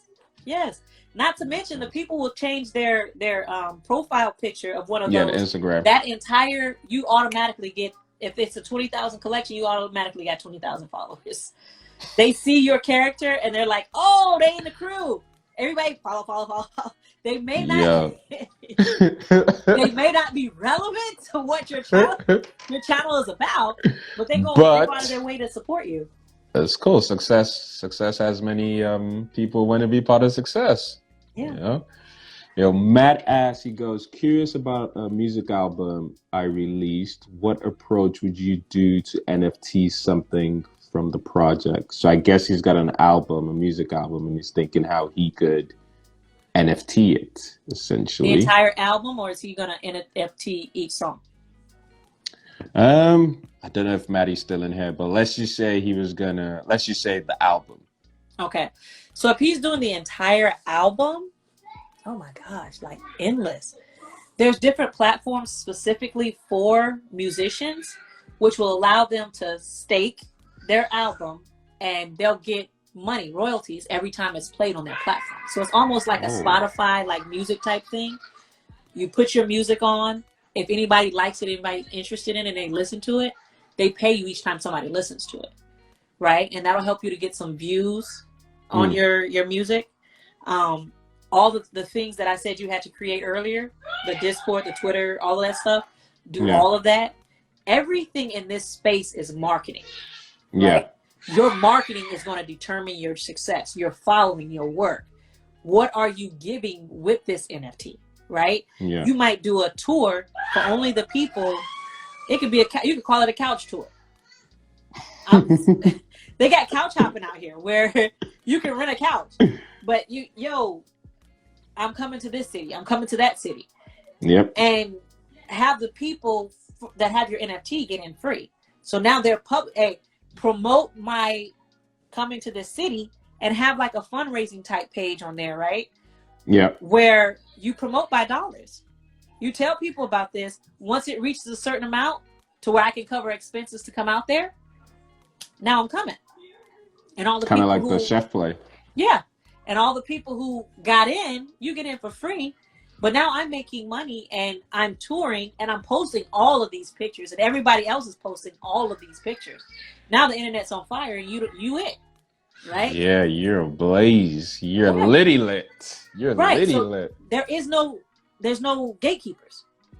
There's no gatekeepers. It's really based on your imagination. Yeah. It really is. That's why, like, when Myron says, yo, the highest level of wealth creation is imagination, then communication. Absolutely.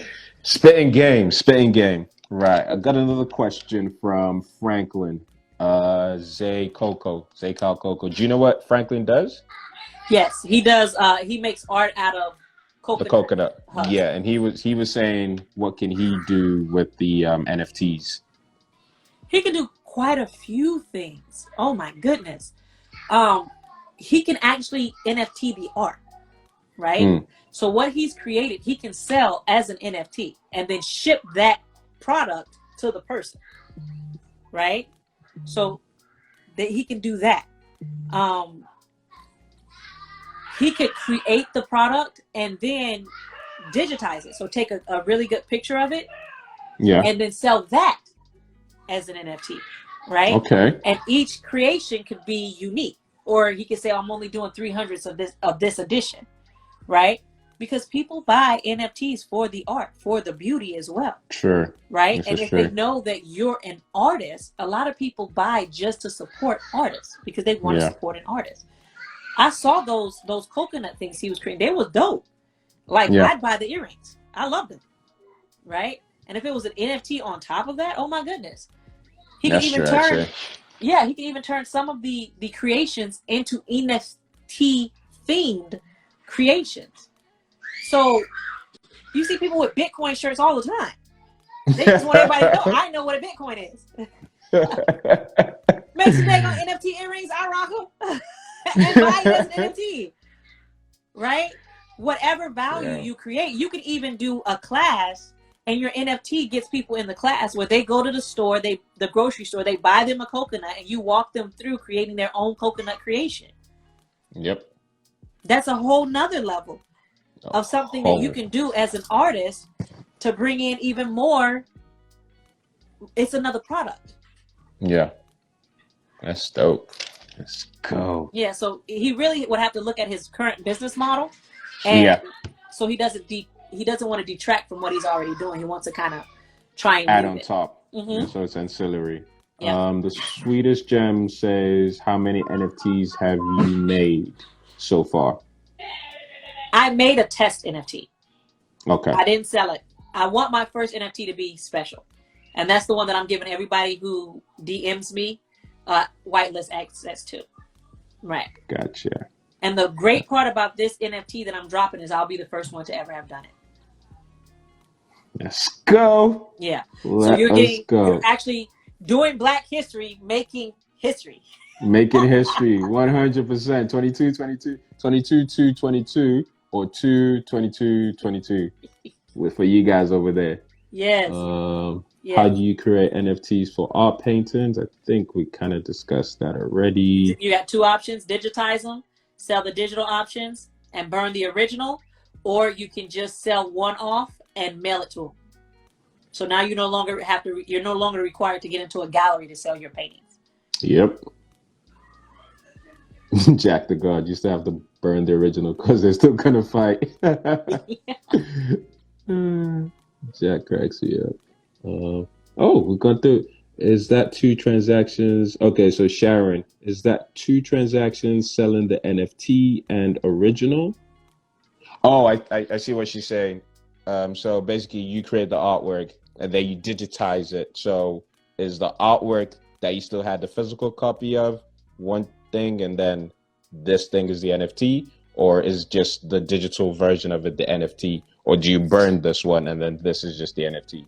You can do either. It's your imagination. So what you could do is take the original piece and sell it at a higher price because it's only one of the physical, right? Gotcha. And then your next one down would be, so levels, like tiers, right? Yeah. This is my platinum, this is my silver, this is my gold, whatever the levels are, right? And then the next level might be a digitized piece, right, of that artwork that you say, maybe I'm going to sell 300 of these, right? I'm going to sell 1,000 of these. Think of it as a limited edition. Yeah. Right? Me and then personally, you go to the posters and say, Yeah. you know what, I'm going to sell posters. True. And then from posters is something like $10, $20, however much you're going to sell them for. So now from that one piece of art, you've got 3 different incomes. True that. If you're really smart, you'll set up a subscription service for people who love art. Oof. Right? Have them join your club, and every month, say it for me. I know you can say it. Continually. Continue entity. The one where you get paid every month. A subscription. Continually get paid every month via your subscription. Right. And every month you send them a new piece. So now you no longer even have to market and advertise and all that stuff if you don't want to. You can just create pieces every day. And each person gets a different piece every month. Oh, this NFT game is so dope. And we've got such a dope person to teach us. Man. Oh, I'll take it. Man. Yo, Erica, this has been so amazing. I think. Yes, you could make copies. As long as it's within so when you're creating your digital contract and your description, make that known, right? People hate to think that this is the only one and find out there's 2, right? So as long as you make it known from the get-go, somebody's getting the physical, and you can even, what would really be dope is if you say, okay, this is digitized, but I'm going to raffle off the original. The original. That's what I was thinking. I'm going to raffle off the original. Because now, it's the one of one. Yes. Because this is the one of one. Whoever, one of you who bought the digital versions, you're going to get it. And then make them go to work for it. I need you to like, subscribe, blah, blah, blah, blah, blah, blah. And you'll be added to this. If the Discord gets to 20,000, I'm going to raffle off the original. It's lit. So lit. It's so Get them lit. involved. It's all about computing. Everything right now is digital. We're so lonely to know. We know all these people, but we're lonely. Give them a way to interact. Give them a way to feel again. That's what artwork is about, feeling. True that.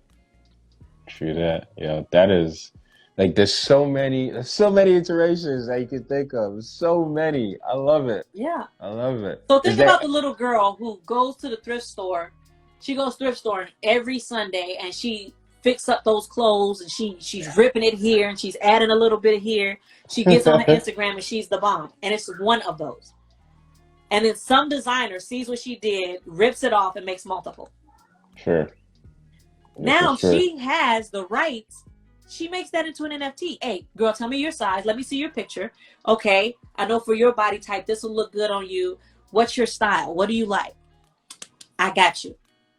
And she goes out and she creates an entire wardrobe for this one person, and she makes it an NFT.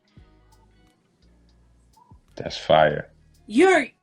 Now you have somebody who, because the fashion industry, oh my God, the gatekeepers there is ridiculous. When I was younger, I wanted to model. Don't we all? But I was like 115 pounds. I look like a little boy with a big booty. Let's just be real. And I actually had the photographer's like, don't you have some like cutlets? And I was like, the hell is a cutlet? He's talking about like these little plastic like things that you put in your bra to make it look like you got more than you got. And I was like, this is not the industry for me. I'm not cutting nothing. I'm not adding nothing. What you see is what you get. And if you don't like it, I guess I'm just not for you. But I was really like discouraged because I was like, man, I thought that would have been fun. But now you got Instagram models. Everyone and anyone can be a model. Right. Literally right now, there's someone taking a selfie right now. Right. And posting it up. And I mean, each person to their own thing because it's your hustle. Right. And now you take your beauty, you turn it into something. You want to be a model. You want to make them into NFTs. You can be 100. On everybody's wall. 100%. You literally could be. Like everything now to me in my head is an NFT. Just after this conversation, everything. Own your identity. We have no Oprah moment. You get an NFT. You get an NFT. You get an NFT. Everyone gets an NFT. You know. All I just need to think about the utilities and coming up with the utilities.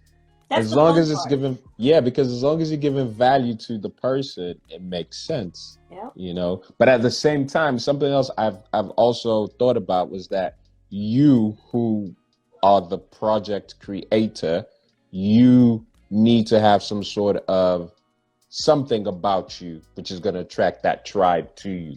If you don't, then I don't know necessarily if you're going to be as popping straight away. I think it might take longer, depending on the strategy that you use, to get it to the point where it is popping.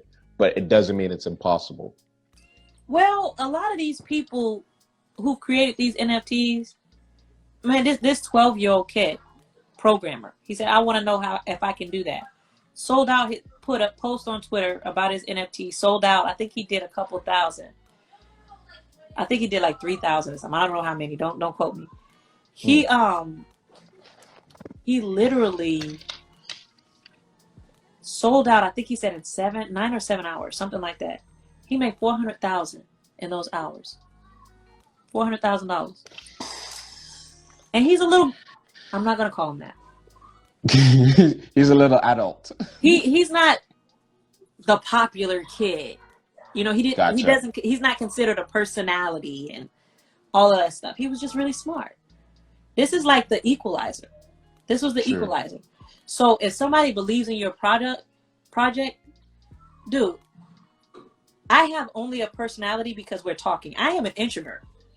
Like, I sweated. We don't believe you. Here, I kid you not. Like, I had to go take a nap. I had got my work done.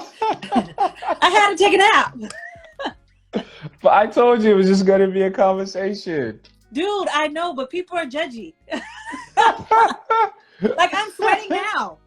Why? I'm like, oh, God. This is going to be my internet. Oh, Jesus. You know.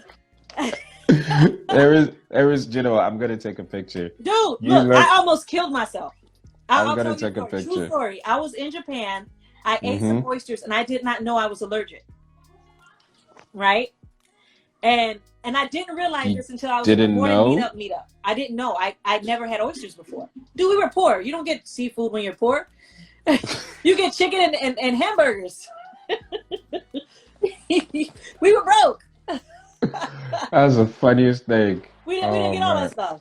So I was in Japan, and they do a lot of pearling. They do manufactured pearls, but they it's a whole nother thing. But they have a lot of oyster byproduct from it, from the pearl farming, right? So I was like, man, I want to try it. I've never tried it. And then they fried it, so it was like a double no-brainer. It was like, it's fried. It's breaded and fried. I'm in. Give it to me. And I didn't know. I only ate one because I just wanted to try it. We were on the school bus. I was on my kids' school field trip as a chaperone. Yeah. We were on the bus. My throat starts to swell up. Oh, wow. And I'm sitting here, and I'm like, I'm This looking in the ain't mirror. normal. I'm like, am I finna pull a Will Smith? I'd never had an allergic reaction before. That's literally what I was just thinking. Like, my throat was swelling. I was like, but I could still breathe. And I was sitting, I'm texting my husband, baby, if I die, I love you. Wow. He's like, what? That was his response. What? All caps. I ate an oyster and I think I'm allergic. He's like, stop the bus. I'm like, the bus driver is Japanese. He speaks no English. I'm on a bus filled with kids and teachers. And I'm literally don't want to cause I don't want the attention. I don't want to cause a commotion. So I'm sitting here swelling up and I'm like, yo, I'm hot. I can take it. I can take it. An allergic reaction. So I'm like, I'm sending my husband a text. I'm like, just in case I don't make it, I love you. Oh, man. He's like, what the hell are you talking about? Stop the bus. Go to the hospital now. Get off the bus. I'm still breathing. For real. I'm okay. I'm still breathing. That's when you're an introvert, that fear of causing a commotion and having everybody looking at me, I was like, death, attention. Death, I think I can make it. I think I can make it. I would just 100% say I am so glad you made it because what?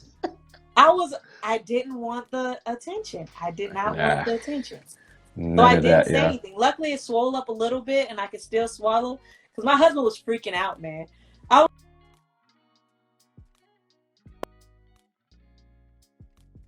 But I was just like, I couldn't.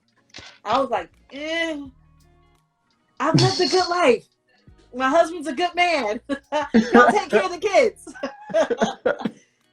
Nah. I started to go through all of the stuff in my mind where I was like, he'd be better off. I was like convincing myself that it was okay to die. He'll be better off without me. He can find somebody better. I don't like doing housework anyway. How you trying to convince yourself? Yeah, I was like, hey, it's okay. It's my time. It's my time. It's just my time. That is too funny. But personal growth. I can do this. I can do the interaction. I can do interviews. I can do, God forbid, presentations. I just gotta get hugs and kisses before I do it. Take a nap. I think it was I can't remember the name of the artist. Cher. Before every performance, she threw up. Before every performance, so her breath was stinking. But yikes! She was in the game for a long time, and she said before every performance, she threw up. So yeah, when I tell people I'm introvert, they're like, "No way." I'm like, "Yeah." I'd have never guessed. Yeah, I prefer to be alone with a book. I would. That's why my business, had it not been for George Floyd, I would be writing books right now and doing nails. Writing books and doing nails. But I have a plan, and it's major. Love it. I'm flipping the world on its head, and I have to become. It's sort of like David said. You have to become something else in order to get where you want to go. Like, I'm just trying to get up in the morning. It's like, Lord Jesus, like, if I got to get up and go meet somebody, I'll do it. But if I got to get up just to get up, I'm borderline insomniac. I have a hard time sleeping when I first lay down. So like the first 2 hours, I'm just sitting there. I'm thinking about so much stuff, and I'm praying like, just let me go to sleep. God, just let me go to sleep. Yeah. So even though I know that the house is super quiet at like 4 a.m. and I can get so much done, I haven't become the person yet that can go to sleep at a decent time, wake up really early, and do what needs to be done. So I understand that for me to do what I need to do, I have to become more, right? So little bit by little bit, like I was talking to Wogu, and he gave me, and I think I'm a little ADD like that. He gave me a problem when it came to like an NFT, Yeah. and I could not rest until I figured it out. Like I went in deep, learned the code, everything. But because he gave it to me, and I'm not a coder, but because he gave me that problem, I had to find it. I had to figure it out. Stop it. Oh man, that is too funny. Yo, Erica, tell us, what are you working on? How can the people find you? What have you got for us? Okay, so we're doing another challenge on not next week, the week after next. Week after next. So the week starting the 21st of February? Yeah, because it's Okay. the 20th, and then because I always start the VIP on Sunday and give them a whole hour prior to everybody else, and we normally go over. Let's just be real. Because my first day on my challenge, I want to know what your business is. Yeah. And what are we creating, right? So the 20th, we'll start off with VIP, and then we'll do the 5 days of general admission, where I'm setting up, I'm taking you through security. We're setting up your wallet. We're setting up your computer to make sure that you're safe. We're analyzing your business so that you know, in the beginning, your homework assignments will lead you towards the NFT creation on day 5. Gotcha. Right? So day 5, we're actually posting something to OpenSea. And each challenge, each month, I'm going to do a challenge each month, we'll cover a different platform and a different wallet. Because I wanted it to be a little bit different each month. Gotcha. Same process, but you're going to go through different channels. And people who come back every month, I'll give them a little different assignment to kind of try and move them forward. But I would suggest that they get on VIP so that I know where they're at in their process, so that we can continually coach them to the next step and the next step. And then they have an entire month to implement. Well, 3 weeks before the next challenge starts. You have an entire 3 weeks to implement. Don't be coming on my VIP channel. You ain't implemented in 3 weeks. You're wasting your money and my time. I'm going to fire you. I'm going to fire you. What was it Dunny said today? I'm sorry. Yeah. Did I give you the impression that you could waste my time? I was like, right. Where's my water? Right. It was like Pearl Clutch. I was like, no, ma'am, I did not. You did not. I'm so sorry. I was like, Donnie, yikes. Yeah. And the way she said it as well. Yo, Donnie's so dope. It's like, I'm sorry. Did I give you the impression that you that you thought you could waste my time and your money? Yeah, that's that millionaire mindset. Because if I can't help you, dude, go somewhere else. There, you can figure this information out yourself, like I did. You can pay for all the courses, like I did. You can read all the books. You can get this information. It's out there. It's out there for free. I'm just going to help you get from point A to point B as quickly as I possibly can, because I've done the research. And if you hit a bump along the way and we're working together, I'm going to figure it out. Whatever I got to do, I'm going to ask whoever I got to ask, pay whoever I got to pay to figure it out. That's the difference. And then during the challenge, on the 22nd, you'll actually get to watch the behind the scenes of that ebook launch. You'll actually get to see the ebook NFT launch, because that's a play that I teach people during the challenge. How to do it and God have mercy. How to do an ebook NFT launch. Because the biggest challenge with these NFTs is you have to educate people. You have to educate people. because they don't understand the value. They be like, I can just screenshot that. I could, I could just do that. Right. Yeah. If there's one thing I'm going to say to everyone in here, from if you've read the book Who Not How to anything else, just follow someone who's already done it, because that is going to save you so much time, so much pain, so much anguish, so much frustration. It's the frustration that's really going to get you. Because like we were saying earlier, you got to first learn the language. Then when you learn the language, you then got to figure out who the teachers are. You figure out who the teachers are, then you got to figure out the ones that resonate with you. Because someone here has already just done it herself already. Might as well just follow her. Like, let her take you along the ride, because she's already done it. And every mistake you could possibly make, every mistake you wouldn't even think about or even know could be a mistake, she's already done it. So you might as well just let her teach you, and it's like having a tour guide that already knows where to go. I'm just chilling. Yeah, you just keep taking me where we need to go. You say, it's all right, cool, we'll go there. It's all right, cool, we'll go there too. Whatever you say, I'm ready to do. So make sure you guys tap in with the challenge. Make sure you send her a DM, and everything. And especially like just some of the plays, some of the gems that she's dropped for us today alone. Like, man, if you ain't thinking about NFTs differently, then I don't know. I really don't know. I might not be the one. Like you said, I might not be the teacher for you.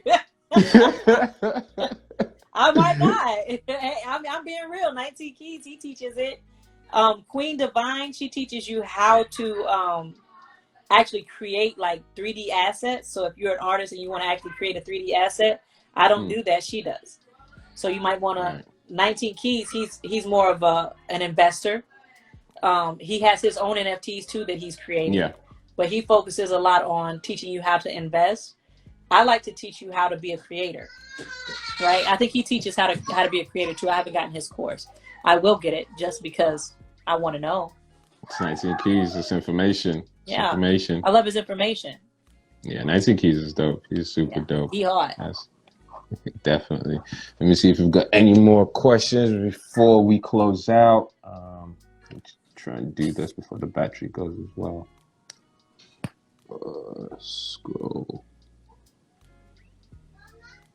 Yeah, I was scrolling, but I don't think I got them on my end. It's like they go up and come down. No, I think we've got 20th in the morning meetup. Yeah, that homie. I'm just seeing some of the funny comments because I scrolled all the way up and then the money's in the comments. Like I guess on Instagram you're not supposed to comment on everybody's comments, but like when Shan's made that post about the wallet and people taking pictures of it, look, for me the money is in the comments. I like read everyone because they were hilarious, and they were hilarious because they're just so funny to me. Like, you meet some real characters. And people, I actually had somebody DM me and say, dude, is there a reason you're like replying to every comment? I was like, I just thought they were funny. They were just so funny. I was like, I'm on social media being social. I was like, I have no hidden agenda. This is just hilarious. 100%. Alberto, what's the question? Who's the guy she mentioned? She just mentioned. What you mean, Shans? David Shans?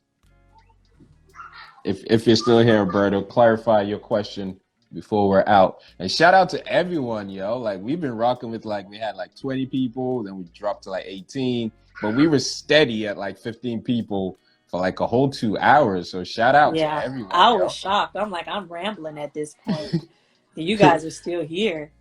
Oh, 19 Keys. 19 Keys is my guy. Oh, yeah. 19 Keys. You know what? If you don't know 19 Keys, you don't follow me enough. 19 Keys is my guy. I didn't know him. I didn't know 19 him. Keys is my guy. But I'm not a social media person. Like, I had daggone Instagram since 2016 and never put anything on it. You know what? This is true. They shamed me at the morning meetup. They were like, yeah, just give me your Instagram. I was like, you sure? even the flyer for this live that we had, I was like, Erica, we ain't got no photos of you. We need something. We need something. We Wait, need but something. I'm doing another one with she has, I think it's A+ business mentorship, right?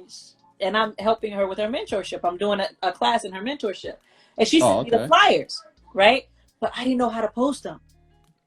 So you remember how I had you walk me through it? So she saw yours on, and she had already given me one like days ago, and she's like, I gave you a flyer, you didn't post it. I'm like, I don't know how. So like I'm like Googling how to post this flyer so I can post it. You know what? It's so funny. Like it's really funny how like you can be so dope in the digital space in one part of it, and then in a whole different part of it, you know nothing at all. But yes, terrible. Absolutely. Yeah, It was bad. And like even when I first started, everything's changed from when I first got it. Because I would tell people, oh yeah, I love digital marketing. I know everything about digital marketing. Blah, blah, blah, blah. I got on Instagram, and Wogu was sitting there. He said, yeah, and then you push this, and then you put. I felt like a grandma. I was like, just pass me my bifocals and my cane. Bifocals. I was so hurt. Oh, gosh, I was so hurt. I was like, oh, okay.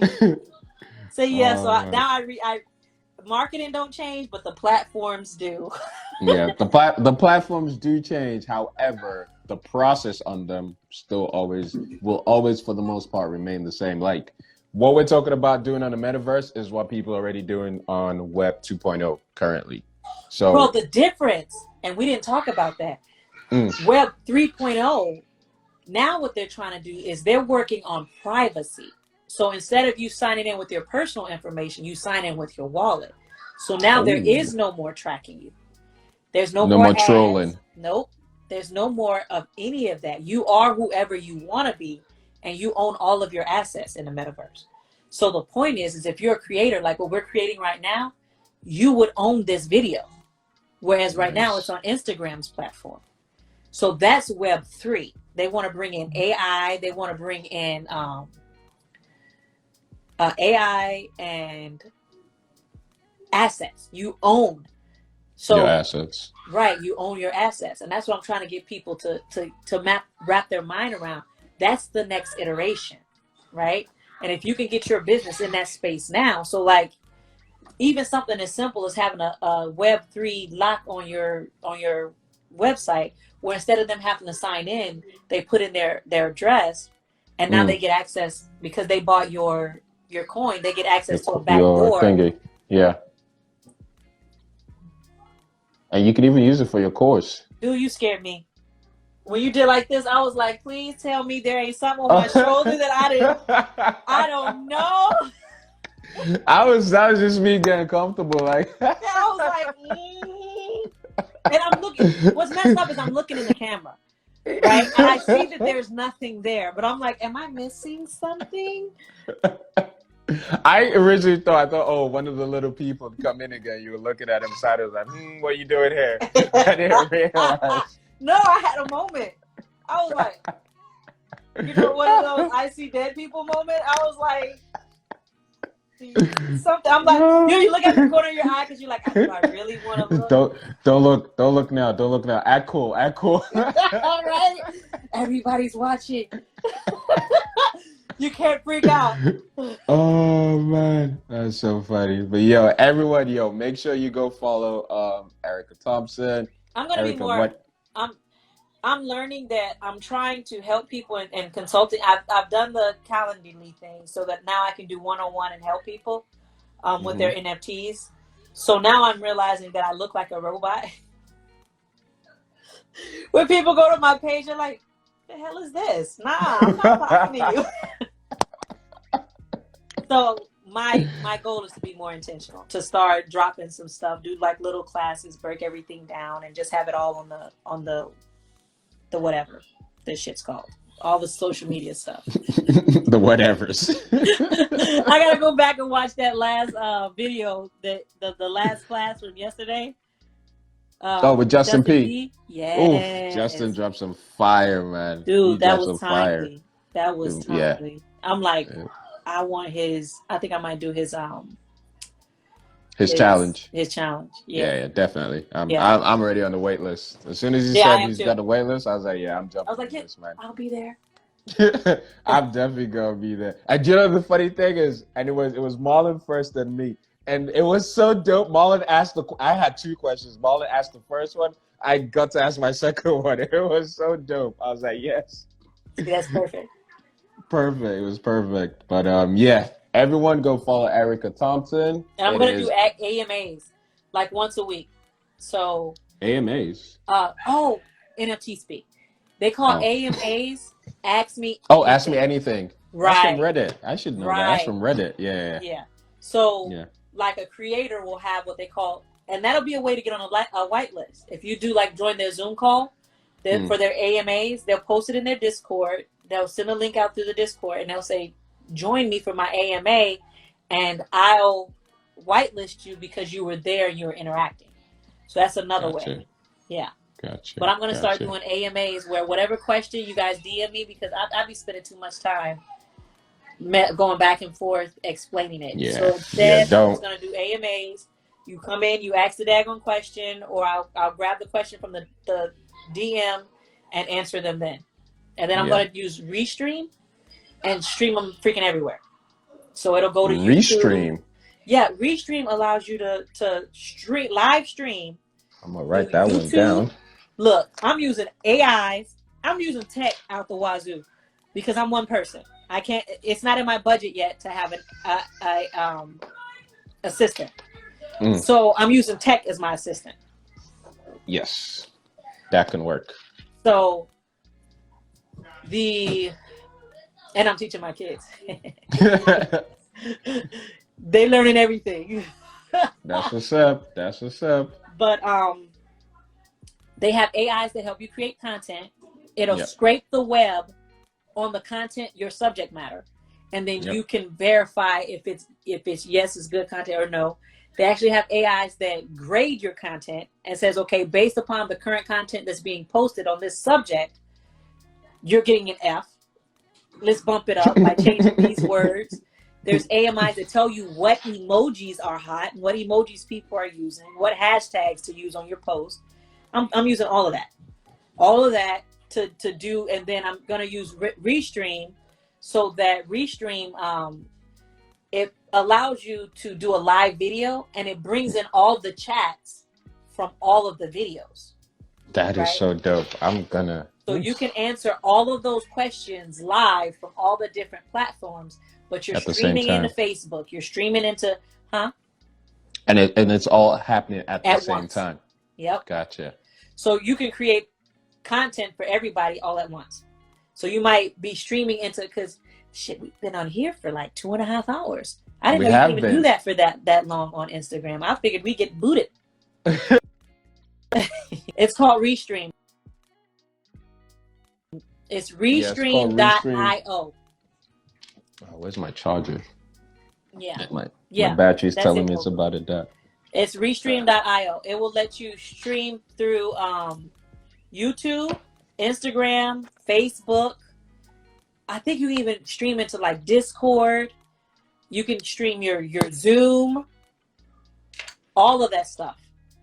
And then it goes through them. There might be like a little small lag, but it's not like when you go from Zoom to like Facebook or whatever, there's a little bit of a lag. Same thing with Restream, but then it'll be coming down like all of your chats. I haven't used it yet. I just watched the demo because you see my channel. You know I used it. You'll see the demo. On the demo, it shows you people streaming to all these different channels. So I'll be doing step-by-steps, and I'll be doing AMAs, ask me anything, so that I think you get more value from asking questions than if I just make it up. Yeah, I agree. I mean, I'm dope. I will make up some. No, I'm just playing. I'll make up some cool stuff that I think. But I realize that if I'm just teaching by myself, I sound like Charlie Brown. Do you guys have Charlie Brown out there? Where the teacher sits and it's like, wah, wah, wah, wah, wah. Charlie Brown, the cartoon. Mm-hmm. Peanuts? Yeah. Whenever they were in class and they the teacher, all you see is the legs and wah, wah, wah, wah. And the kids would be sitting there like, that's what I feel like. When I teach, like I had did the whole challenge. I had pre-recorded it. And then I watched it. I was like, ugh. I said, yo, no, we can't do this. So I had to scrap it. Like, I spent a week in a hotel because my husband was like, okay, baby, I got the kids. You know that I'm not. You see that he lost track of them a couple of times. So he's like, I can't even just go to the hotel and do all your stuff, put together your course, and you're good.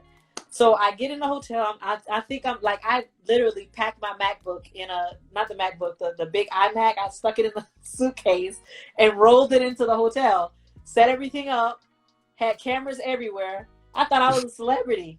And then wah, wah, wah, wah, wah. I was like, Lord, oh, they're going to tune out. So I just learned that my style is I have to be one-on-one. I need to be talking to somebody. Or at least think I'm talking to somebody. I can probably imagine. I can pretend. Imaginary people. That's actually an NFT, believe it or not. They call them invisible friends or something like that. Invisifriends or some shit. It's actually an NFT. Yeah. Invisible friends. Invisifriends or something. And it's actually popular. It's a character that's draped that he has like all these different outfits, but he doesn't exist. He's invisible and he's walking. That is too funny, yo. That is too funny. Yeah, but I definitely love that. I'm waiting for Wogu to like do an NFT with his mustache. Like that's a game changer right there.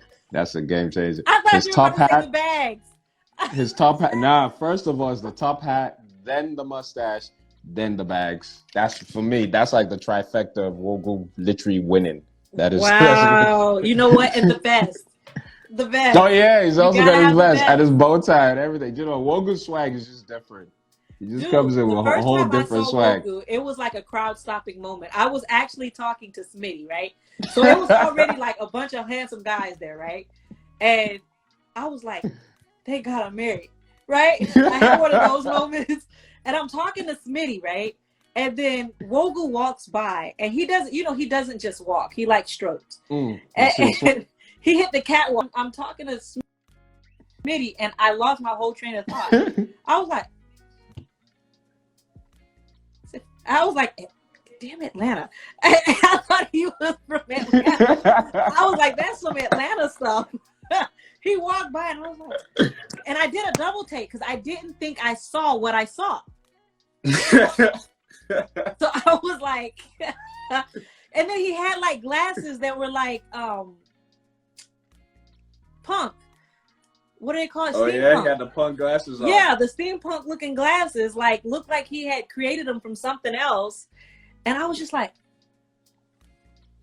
and then I came back and I was like, I had lost my train of thought. And Smitty just started laughing and I was like, I felt like it had to be how guys feel when they get caught staring at like boobs. Like that embarrassed moment, like when she does that, oh, my eyes are up here. And he's like, oh, yeah. I had one of those moments and it wasn't like I was like even looking at anything that I wasn't supposed to be looking at. I was just like, because it was so just different and so unique. I was just like, the swag. Whoa. And it worked. So I was like, damn, and it works. Yeah, that's a nice swag for you. That's look, we call him the pirate nice. In my house. That's how I describe him to my husband, the pirate. The pirate. I said, oh babe, yeah, me and Wogu was talking and da-da-da, and he's like, Wogu. I'm like, the pirate. He's like, oh. He has his own nickname in the house. The pirate, with the mustache, the pirate. He's like, oh, okay. Oh, I rename everybody. Nobody normally knows their nickname, so feel privileged. I have to know and like you.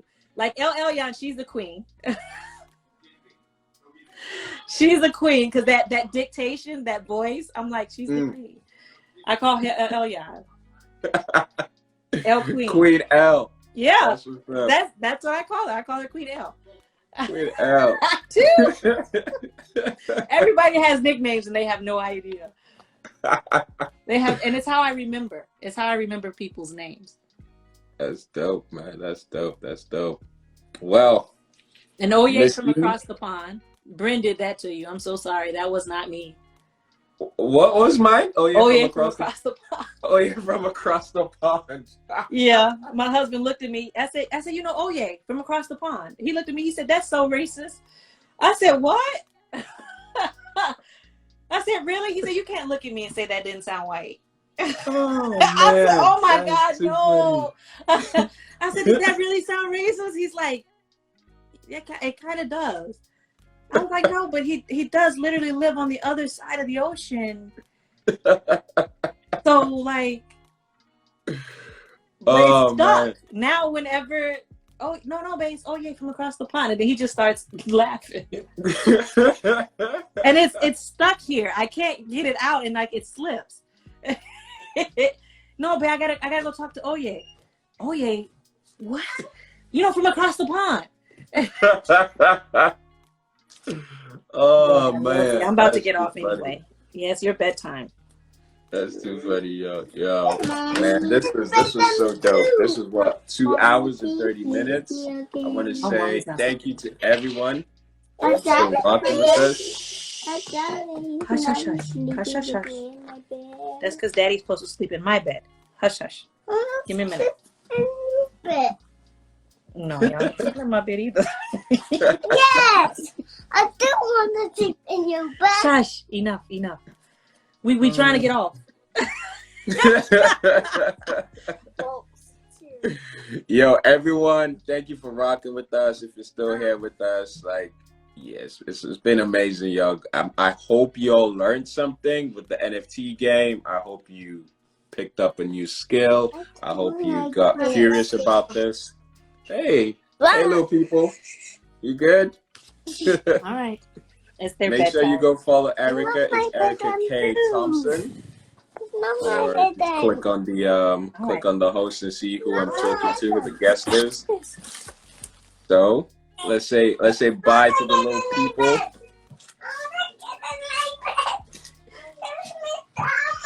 Hey. With their 7 kids, be glad you got this amount of time. Yo, we're honored. I'm baking cookies or something tomorrow because, like, this is amazing. The fact that they did that good is amazing. Yeah, we thank you, Erica, for being with us and for being on this and giving us all the game, yo. Very much appreciate it. Any last words before you bounce? No, I think I've talked more than enough. Well, like I Start said, a everyone. whole nother conversation. No. Glad to have you. And guys, thank you all for rocking with us. And I'll see most of you tomorrow. And we can continue with who's got what nickname. What's going on tomorrow? Nothing. Just a morning meetup. In my mind, today was Friday. I'm already on the weekend. I'm already on the weekend. Oh my God. Well, thank you guys for coming out. We'll see you guys. Technically it is now Friday, but for you. It's all good. Yes, for me. It's 8:30 for me. Oh, that's true. Yes. That's cool, yo. Well, thank y'all guys. Thank you, Erica. This was dope. And yeah, I will definitely have you for another one. Oh, I'll come. This was fun. I'm glad you enjoyed yourself. All right. So the next one, guys, y'all take care of yourself. El Elyon, we both know we need to go catch some Z's because it's 1:30 now. So let's go catch some Z's. And we'll see everyone in a meetup. You guys have a great rest of your day. And make sure, like I always say, y'all trust yourself. We'll go in. What part of the book are we reading? Yo, if you don't know. It's the end, dude. There's nothing. There's literally nothing else to read now. It's the end. Just finish it to the end. There's actually nothing else to read. Unless you want to read like the thank yous and the the credits and whatever else, but it's literally just to the end, the end of the chapter, so we're good. Yo, catch y'all later, guys. Erica, thank you so much. No problem. Y'all have a good night. Get some Peace, rest. y'all. Bye.